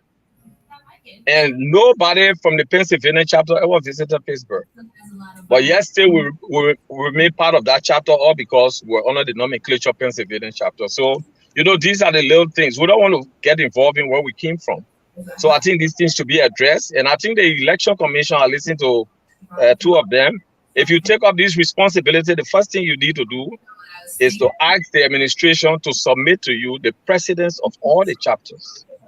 So that if you receive the clearance, even from Madam Bear, you can make reference. Oh, I got it from your branch president. Are you aware of this? And, you know, so they can have those coordination. You can't say, look, you'll be there and you don't know these people. And I mean, you got to be able to have documentation that will help you to do your job. So that at the end of the day, things can be smooth. We'll not take up this time to be talking about one topic throughout. I just wanted to throw those in, and you know, and those things have the propensity to devour us, to cause problem. We had a big problem based on this situation in 2009. And I don't think we should be able to repeat these things again. Thank you for your thought here. But before you go here, I just want to ask you one question here. What is your thought on Otero Brown filing protests this time here close to you know, election and people are campaigning? Do you think that you know, is violated his statute of limitation? You know, but the election commissioners adhered to his protest and took several days out to do hearing, and they are coming up with that result. What is your thought? But you just heard from the commissioner. He said they had a time frame within the guidelines to file protests. So even if he never filed the protest on the 2nd and he filed the protest on the 15th, it still falls in the time frame. And they have the responsibility to go to investigate the protest. Anybody, not only Othello.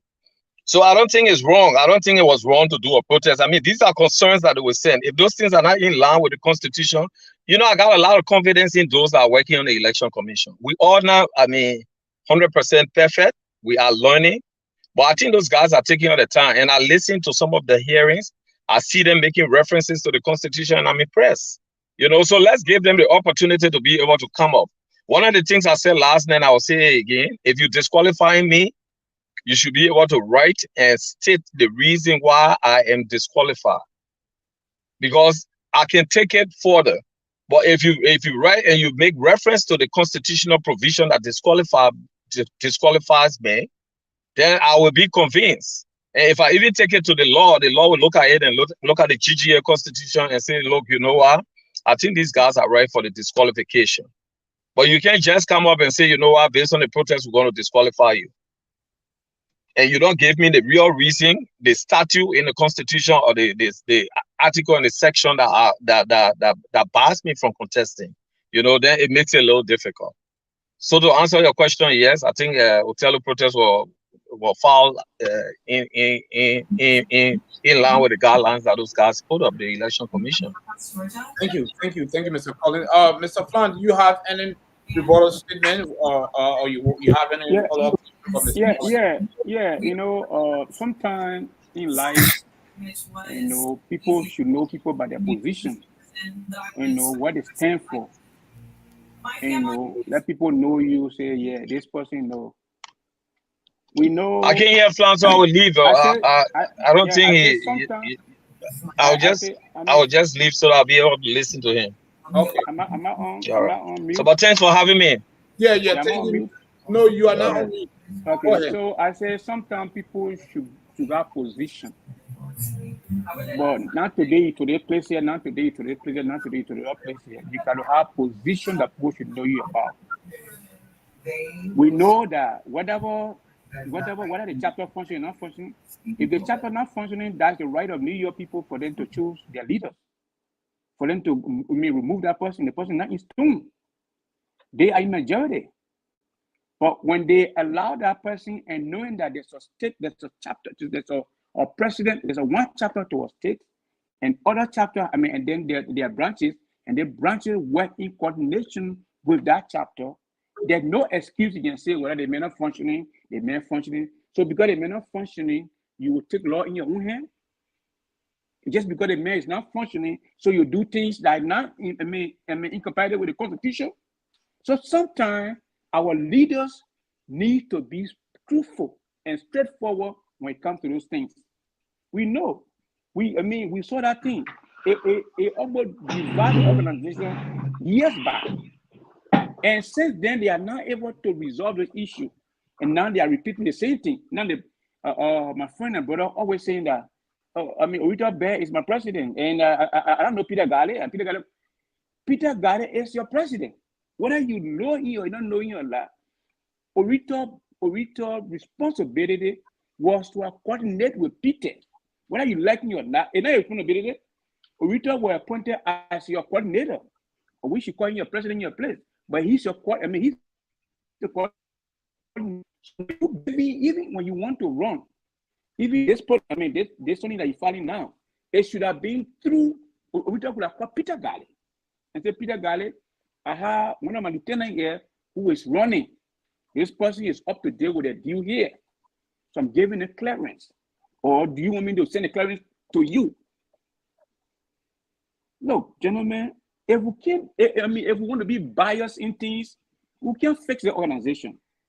We can fix it. If we say because today, Karwho Flahn my picking, so I have to, twisting just to make it look fine. We're not going to leave from where we are. The truth is the truth. The truth, not the truth, but nothing but truth. Thank you, Mr. Flahn. Let's read one of the viewers' comments.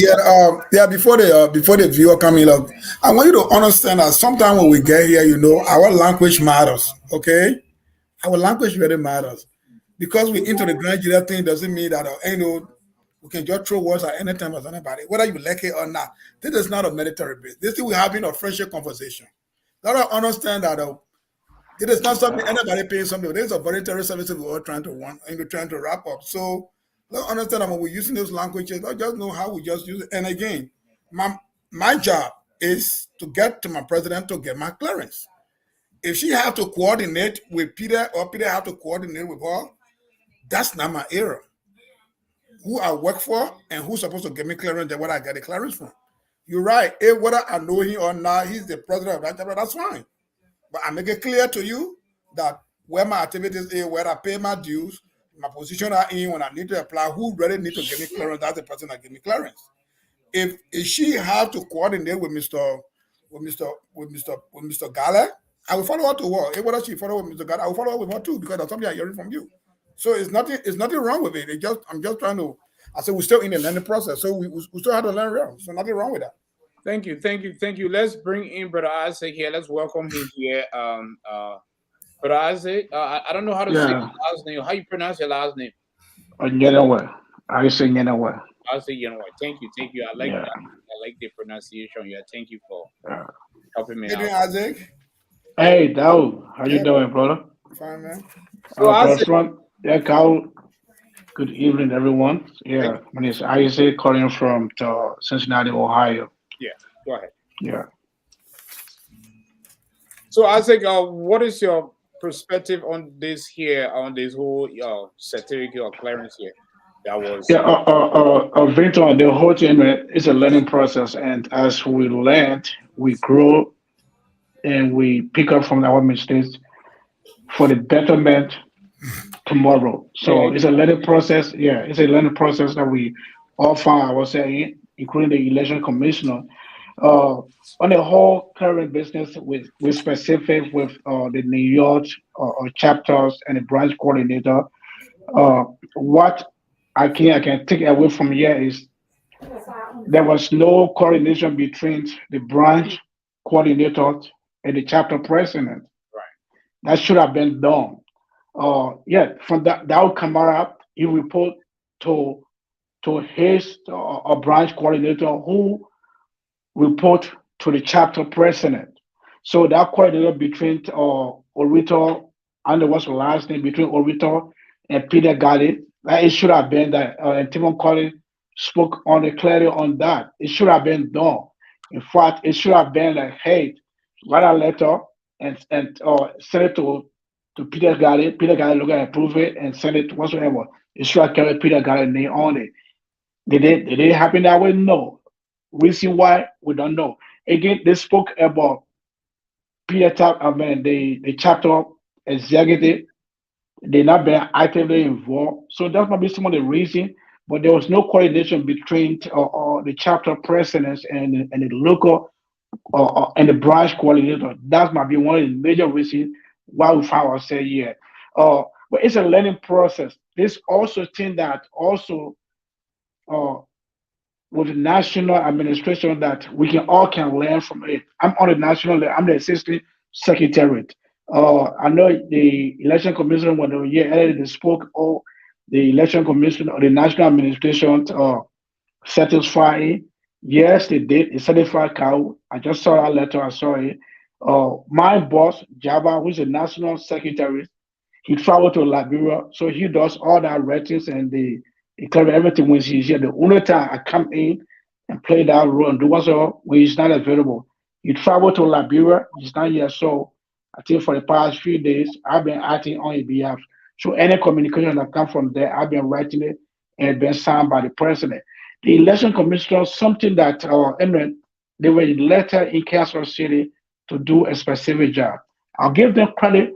They are doing their excellent job. Do they have some downfall? Yes. Do they make some mistake? Yes. But the process that they have started is a good process. It's a good process that we all can be on tomorrow and improve on it for the betterment.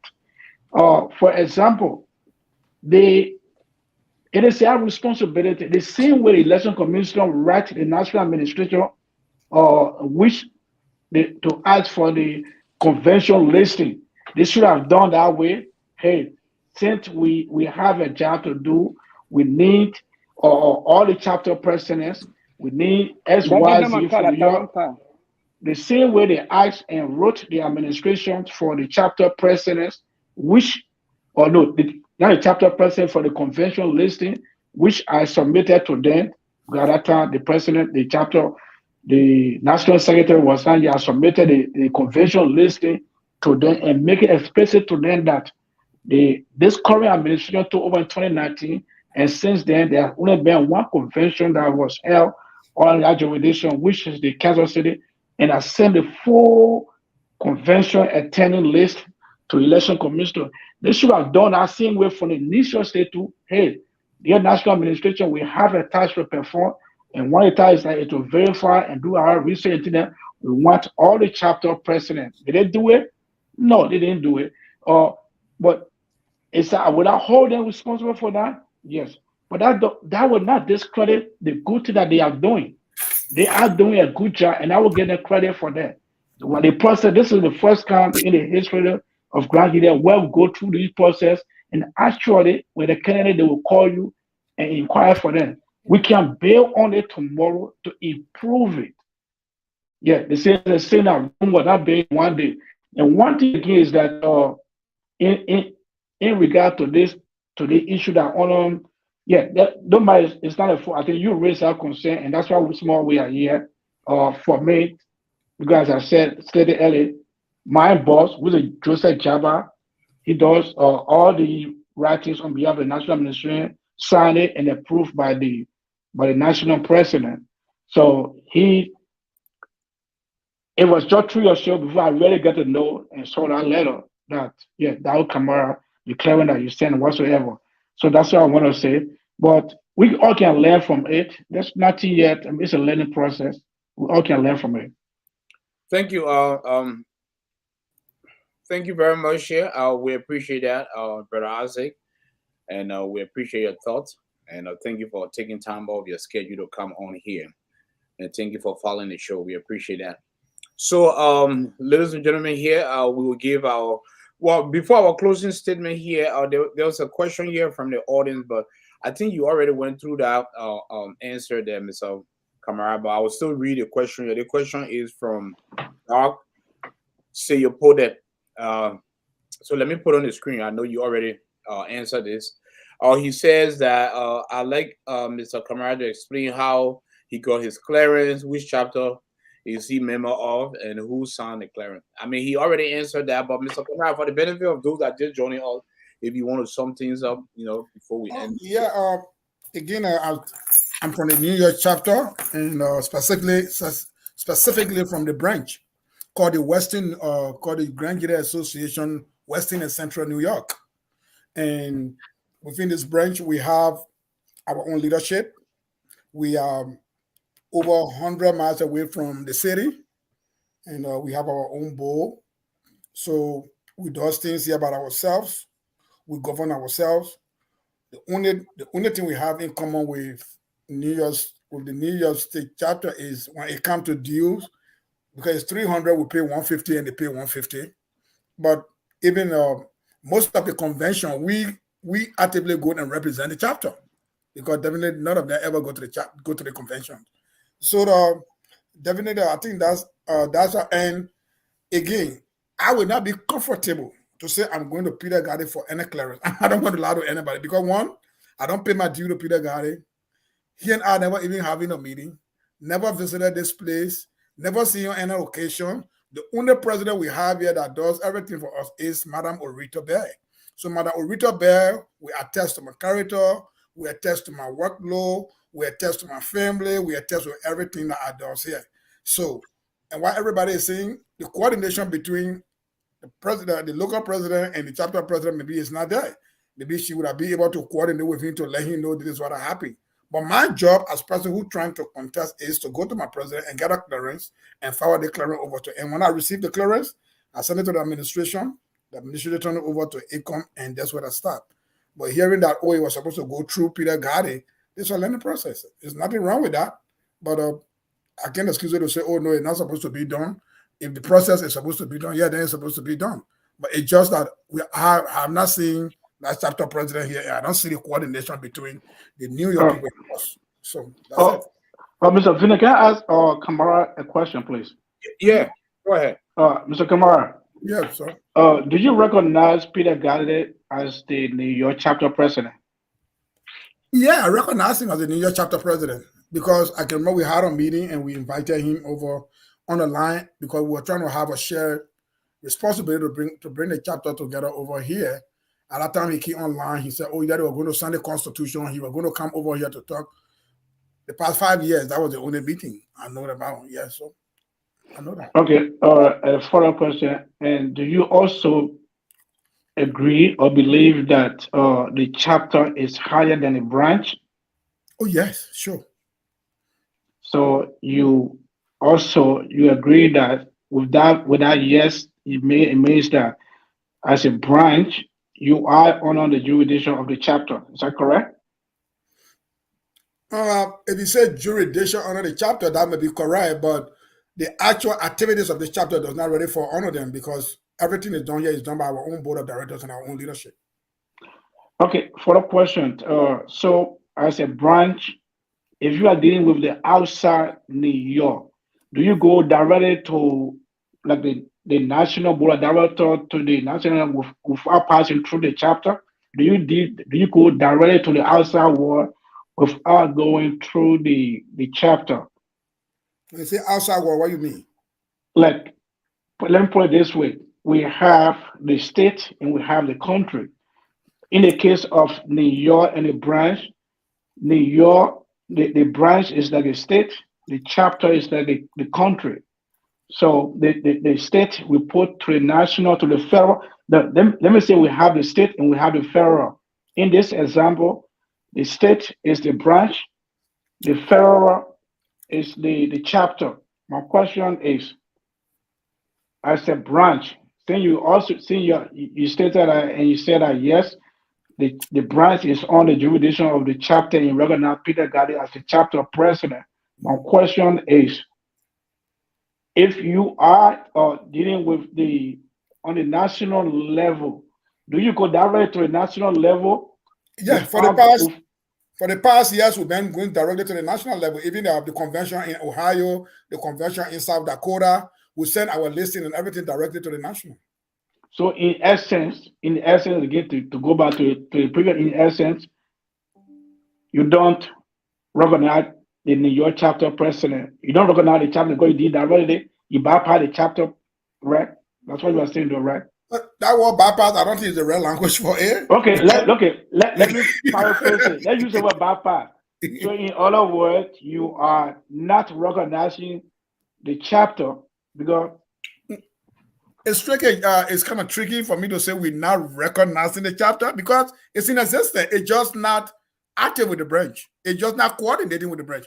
Let's say, as a administratively, if I'm the president of this chapter and have branches over here, trust me, man, I'm definitely going to make sure that I coordinate with the branch leaders to know what is happening with the branch. I agree with you. I agree with you. And I am not the president.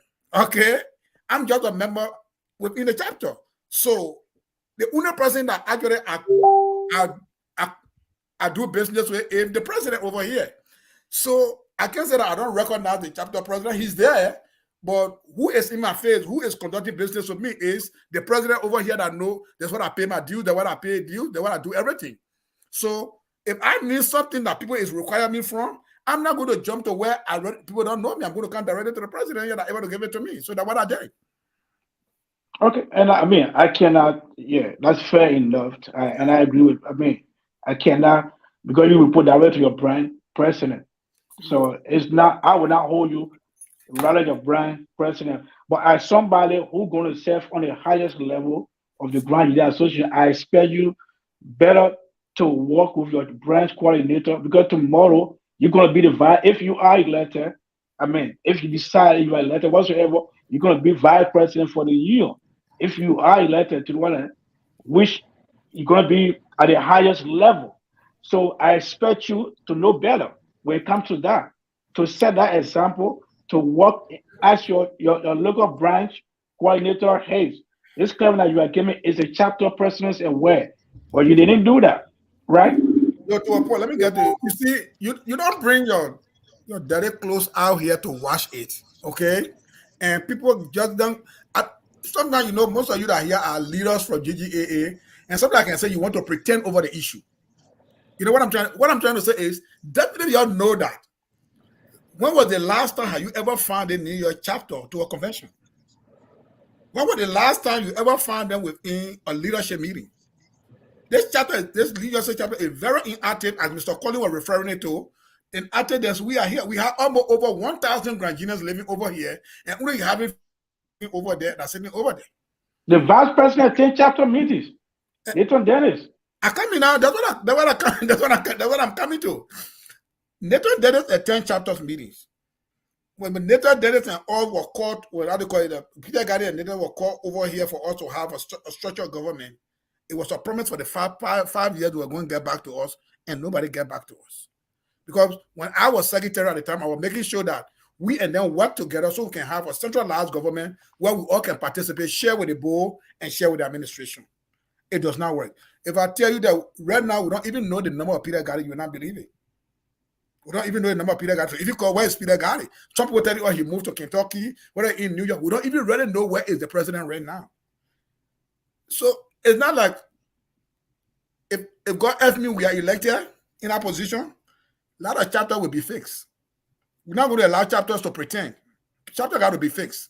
We got to face the reality, who is the chapter and who is not a chapter.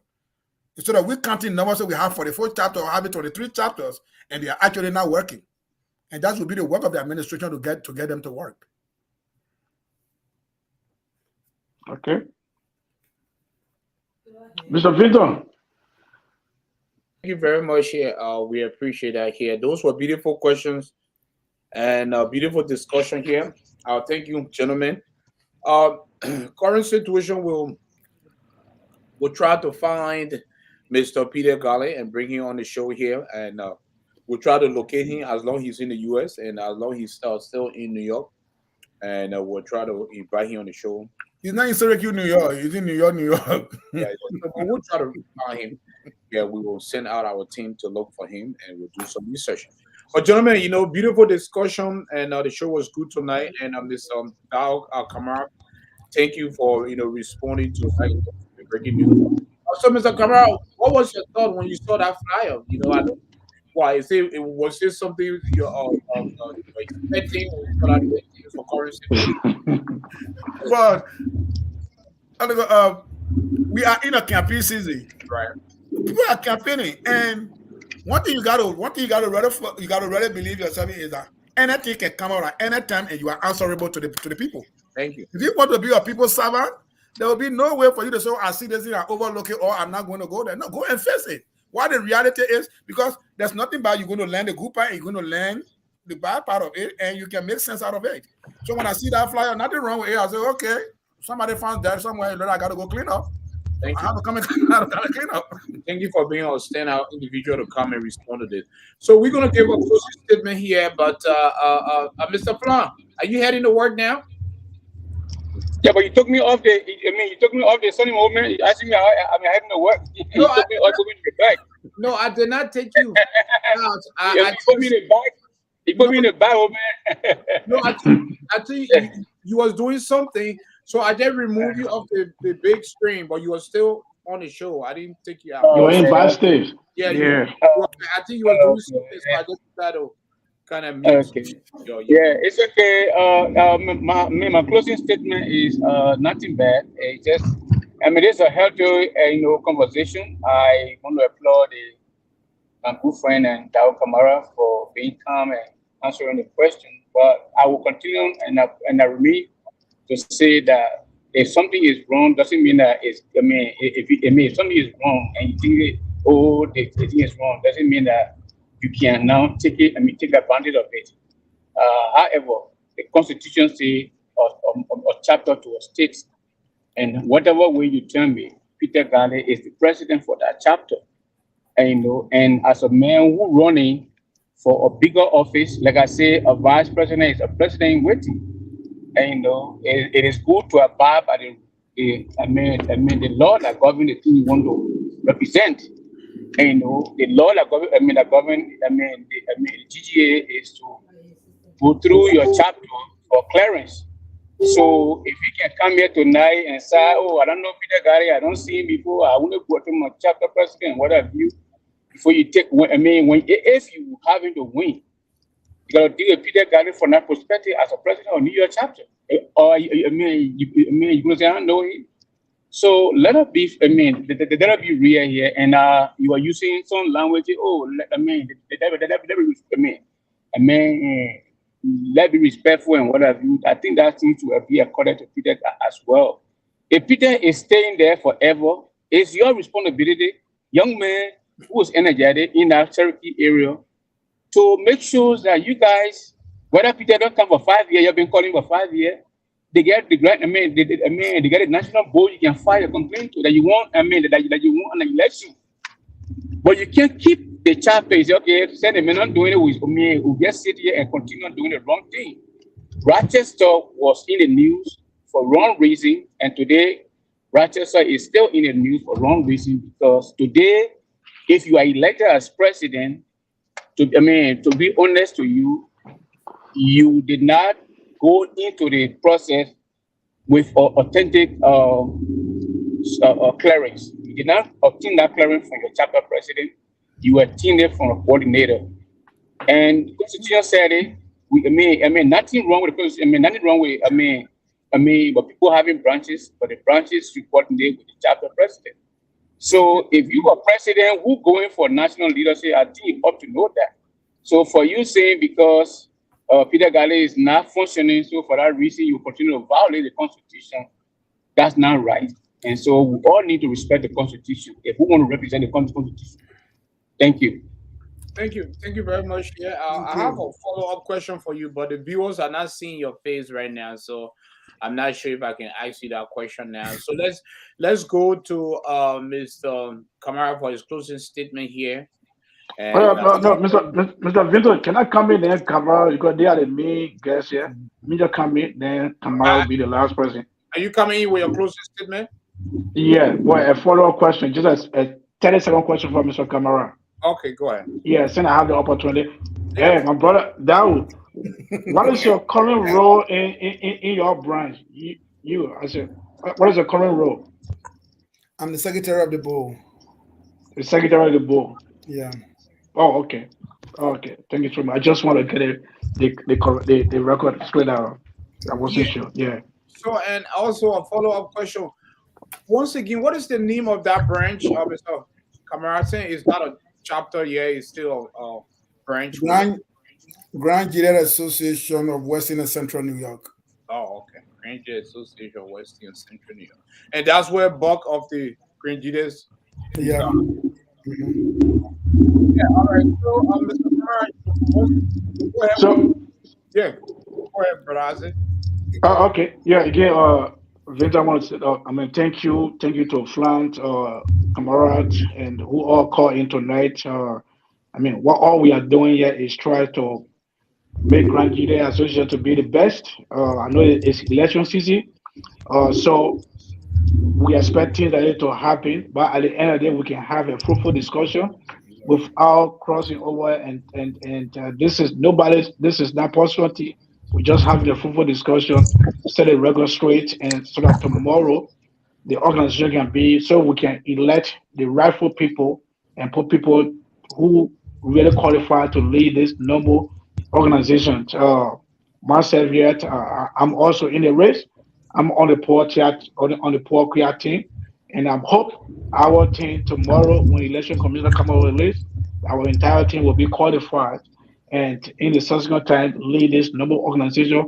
These are many problems that we have seen in organization that, my brother, myself, that will come out, we all agree with that all these things need to be fixed, and everybody in this race, regardless of where team you come from, we all agree that we need to restructure this organization. So it's something that the poor creative is very, very, very serious, especially in the poor. She take that very, very serious, that restructuring, first and foremost, starting with peace, unity, and prosperity is the number one thing first we need to do. Before talking about restructuring, it starts from the board, And restructuring the organization, that does mean that the chapter whatsoever, you start from the top, from the board, all the way down. So really, really, it's things that we all have a work to do. And again, I want to recommend the election commissioner for the process that they have put in place. We can build on that tomorrow and have a better guideline. I think that one lesson I take away from this election process, the election commissioner hearing process, or the whole entire process, is that if you want to be a leader for anything tomorrow, for any organization whatsoever, get involved in your local chapter, get involved in your community, get involved. Don't sit and fold your hand and wait until we see the opportunity to serve on the national stage. They just get up one morning and say, I want to be president, I want to be national secretary, I want to be this. But start with your local chapter. Get your input in your local chapter. Get involved in your community. Get back to your community. And if you do that, the people in that community, they will set you up for the bigger task. That's what I want to say. Good night, and everyone. See you tomorrow. Thank you, Brother Isaac. Yeah. We appreciate that here. Thank you very much. Yeah. So we back here with Mr. Demetrius Flahn and Mr. Dao Kamara. So yeah, before we close here, I have a couple questions for Mr. Flahn here, but I'll give you the opportunity to settle a little bit here. So, Mr. Kamara, do you want to give your closing statement? Yeah. Well, let's see. Before your closing statement, I want you to respond to this from this from DJ Chris, the best. He's VP aspirant to for our queer team. He said, Madam Bear is not a chapter president representing you on the national level, Mr. Kamara. So your clearance is invalid until signed by your chapter president, Honorable Gali. It's common courtesy. Do you want to respond to that?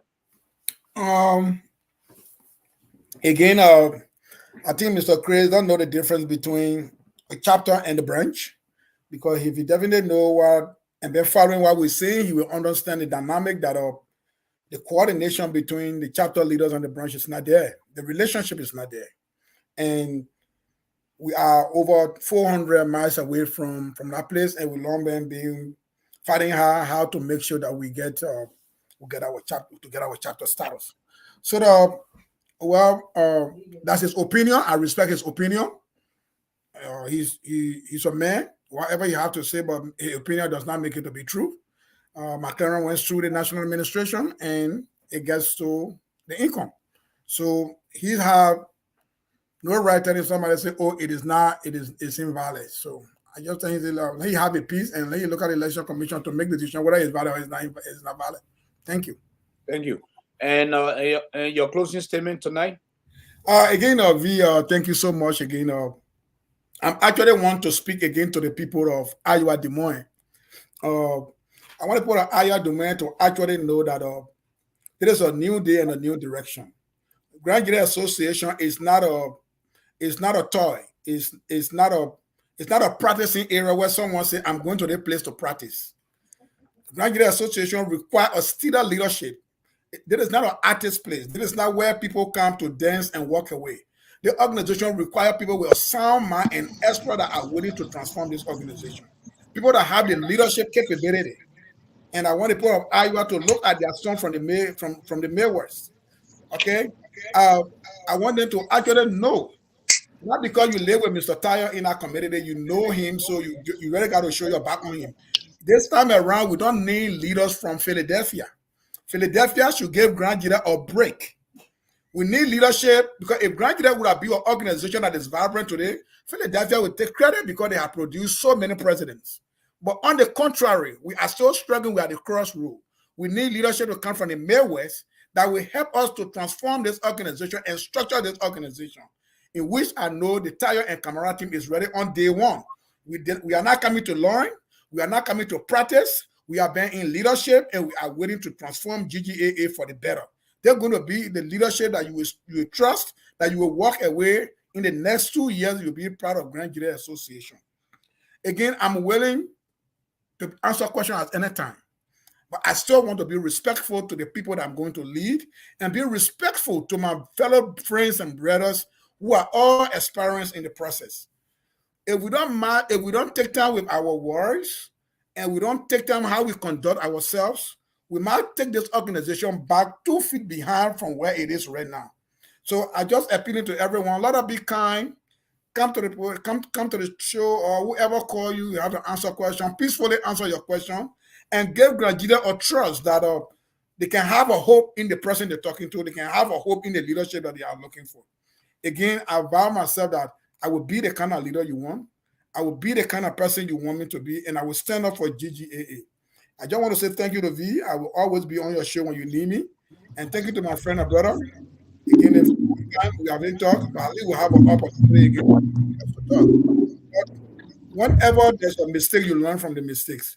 And I think from tonight, I understand I have my president who's my current, but I think that from this point where I know we'll start building relationship and see how best we can get to get the best thing going forward. Thank you. Thank you for that in-depth closing statement there. Thank you also for coming on here, and I know you came here to respond to these questions and statements. Yeah, so we will catch you later, and extend our salutation to your family and your team, and we will try to track Mr. Peter Garley down. We will reach out to him, and we'll try to bring you on the show here, and we'll also try to bring Orito Bear on the show as well. So we want to get to know New York, the president of New York, and the branch coordinator as well. Well, thank you for your prompt response, and thank you for your appearance. Thank you. Good night. Good night. All right. So just me and my friend here, Mr. Demetrius Karwho. Can you hear me? Yeah. I hear you, sir. All right. Yeah. I know you gave your closing statement, but I just have a few questions here for you. But you're driving now, so No, go ahead. Go ahead. The thing is on audio, so I can hear you. Okay. So be careful now while you're driving. So yeah. Oh, yeah. So Go ahead, yeah. a few questions here. You are a former president for the PA chapter. Am I correct? Yes, I'm correct, sir. Yeah. So what year again? You said 2013. Just can you be specific? 2012 to 2016. Okay. So when you're president for 2 terms, which is basically 4 years, am I correct? Correct. What have you accomplished? What did you accomplish during your term? Oh, well, when I was president of PA, we did a lot. During my administration, just give me a break. When I was president for this chapter, I connected a chapter with the city government of Philadelphia. In our meetings, several times, the councilmen attended our meetings. We were pushing to get a hall, of which we got the letters and everything for the hall, but we could not get a specific building that suit our location in the area that we reside. That's the reason why we couldn't get a hall. But the city gave us the go ahead for the hall. But in the southwest Philadelphia that we live, that we want the hall to be, we could not get no hall in this area because all the hall was bought and taken care of. So what they wanted to give us was way in North Philly. We live in Philadelphia and they want to give us something in North Philly. And I couldn't take it, number one. Under my leadership, we have program that will sponsor, someone to give us stuff to the elders here. Under my leadership, we have, we give awards out to students that graduating from colleges and high school that do well. Students that go on a road, we give them some purse. We encourage students to learn. Under my leadership, our Grand Gedeh musician and those talents, we were able to put them together and award them for their talents and for representing Grand Gedeh County out there. We host a show and give them an award. Under my leadership, we have children program where we give out toys to children doing close to Christmas. There are a lot of stuff we did. We were having regular meetings There's no one day that I have a financial report that was rejected by the city, by my members. We did a lot of stuff. If I can go on and go on, we have a vibrant Grand Gedeh Association, and Yes. where So let's dive onto the hall because I did some research here and I realized that the hall was one of your major project that you attempted to accomplish. Am I correct? correct. It was really my major project I tried to accomplish, and I did push hard. Yeah, you push hard on the hall. It was more even one of your board chair, the late what's his name? Atakwe. The late Atokwe campaign and mobilized for you to obtain this hall for Grand Gedeh in PA, and you also raised funds to obtain this hall. Am I correct? Raise fund, we don't specifically raise fund for the hall particularly.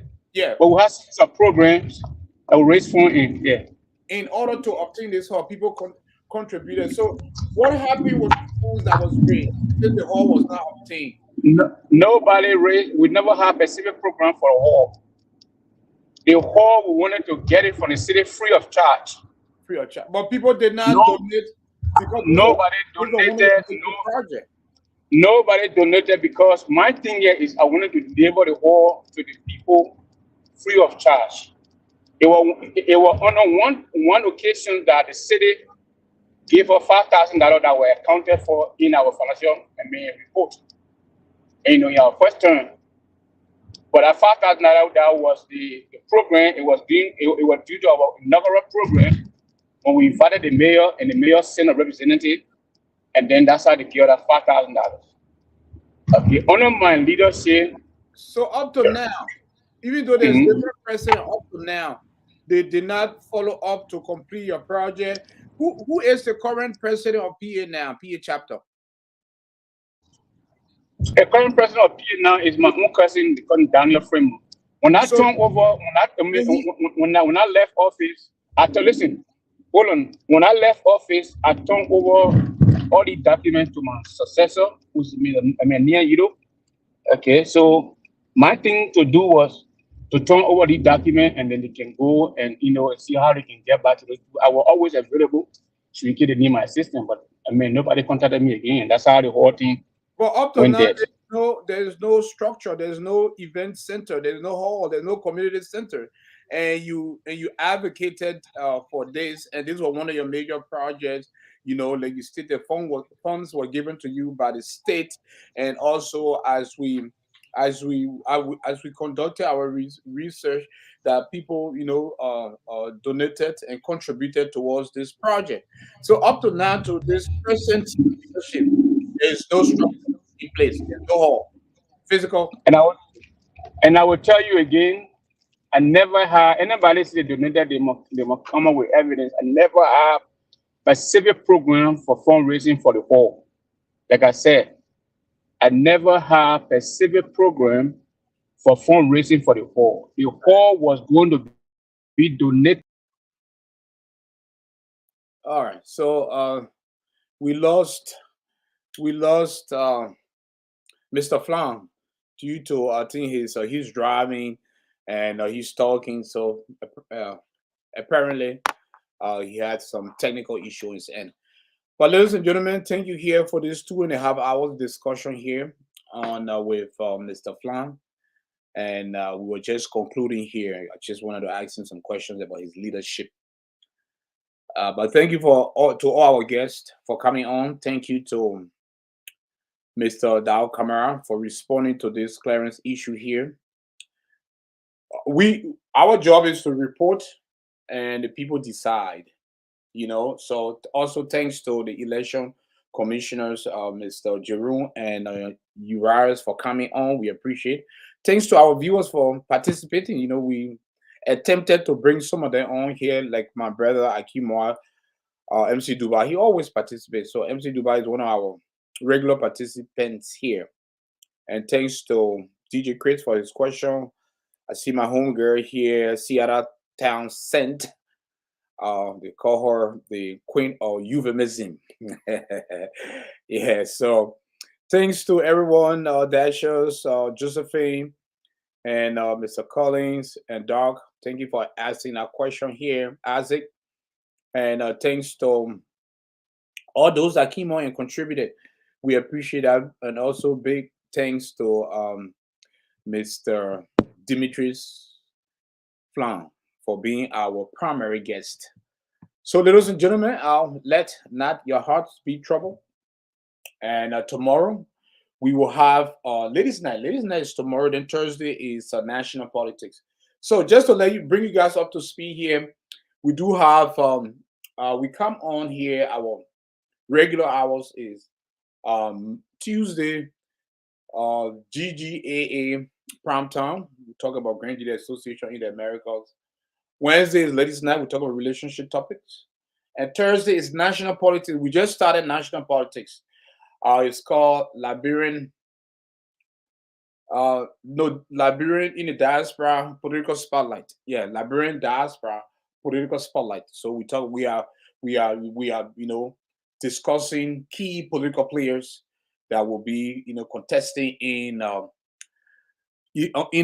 October 2023 in Liberia. So we started our first segment debuted last week. Yeah, we have good participation, and but this coming Thursday you don't want to miss that. We are still live streaming from Facebook and YouTube. Hopefully next month we'll be live streaming from about 5 social site. We'll be live streaming from Snap, live streaming from Instagram, live streaming from Twitter. So we'll be live streaming from about 5 major social network. Just to grow our audience, and not only that, to expose our network. So we'll be live streaming next month from about 5 social sites. So right now we are live streaming from Facebook and YouTube. So those are on YouTube. You can still follow us. Current situation media. And but thank you, ladies and gentlemen, for always tuning in. We appreciate that.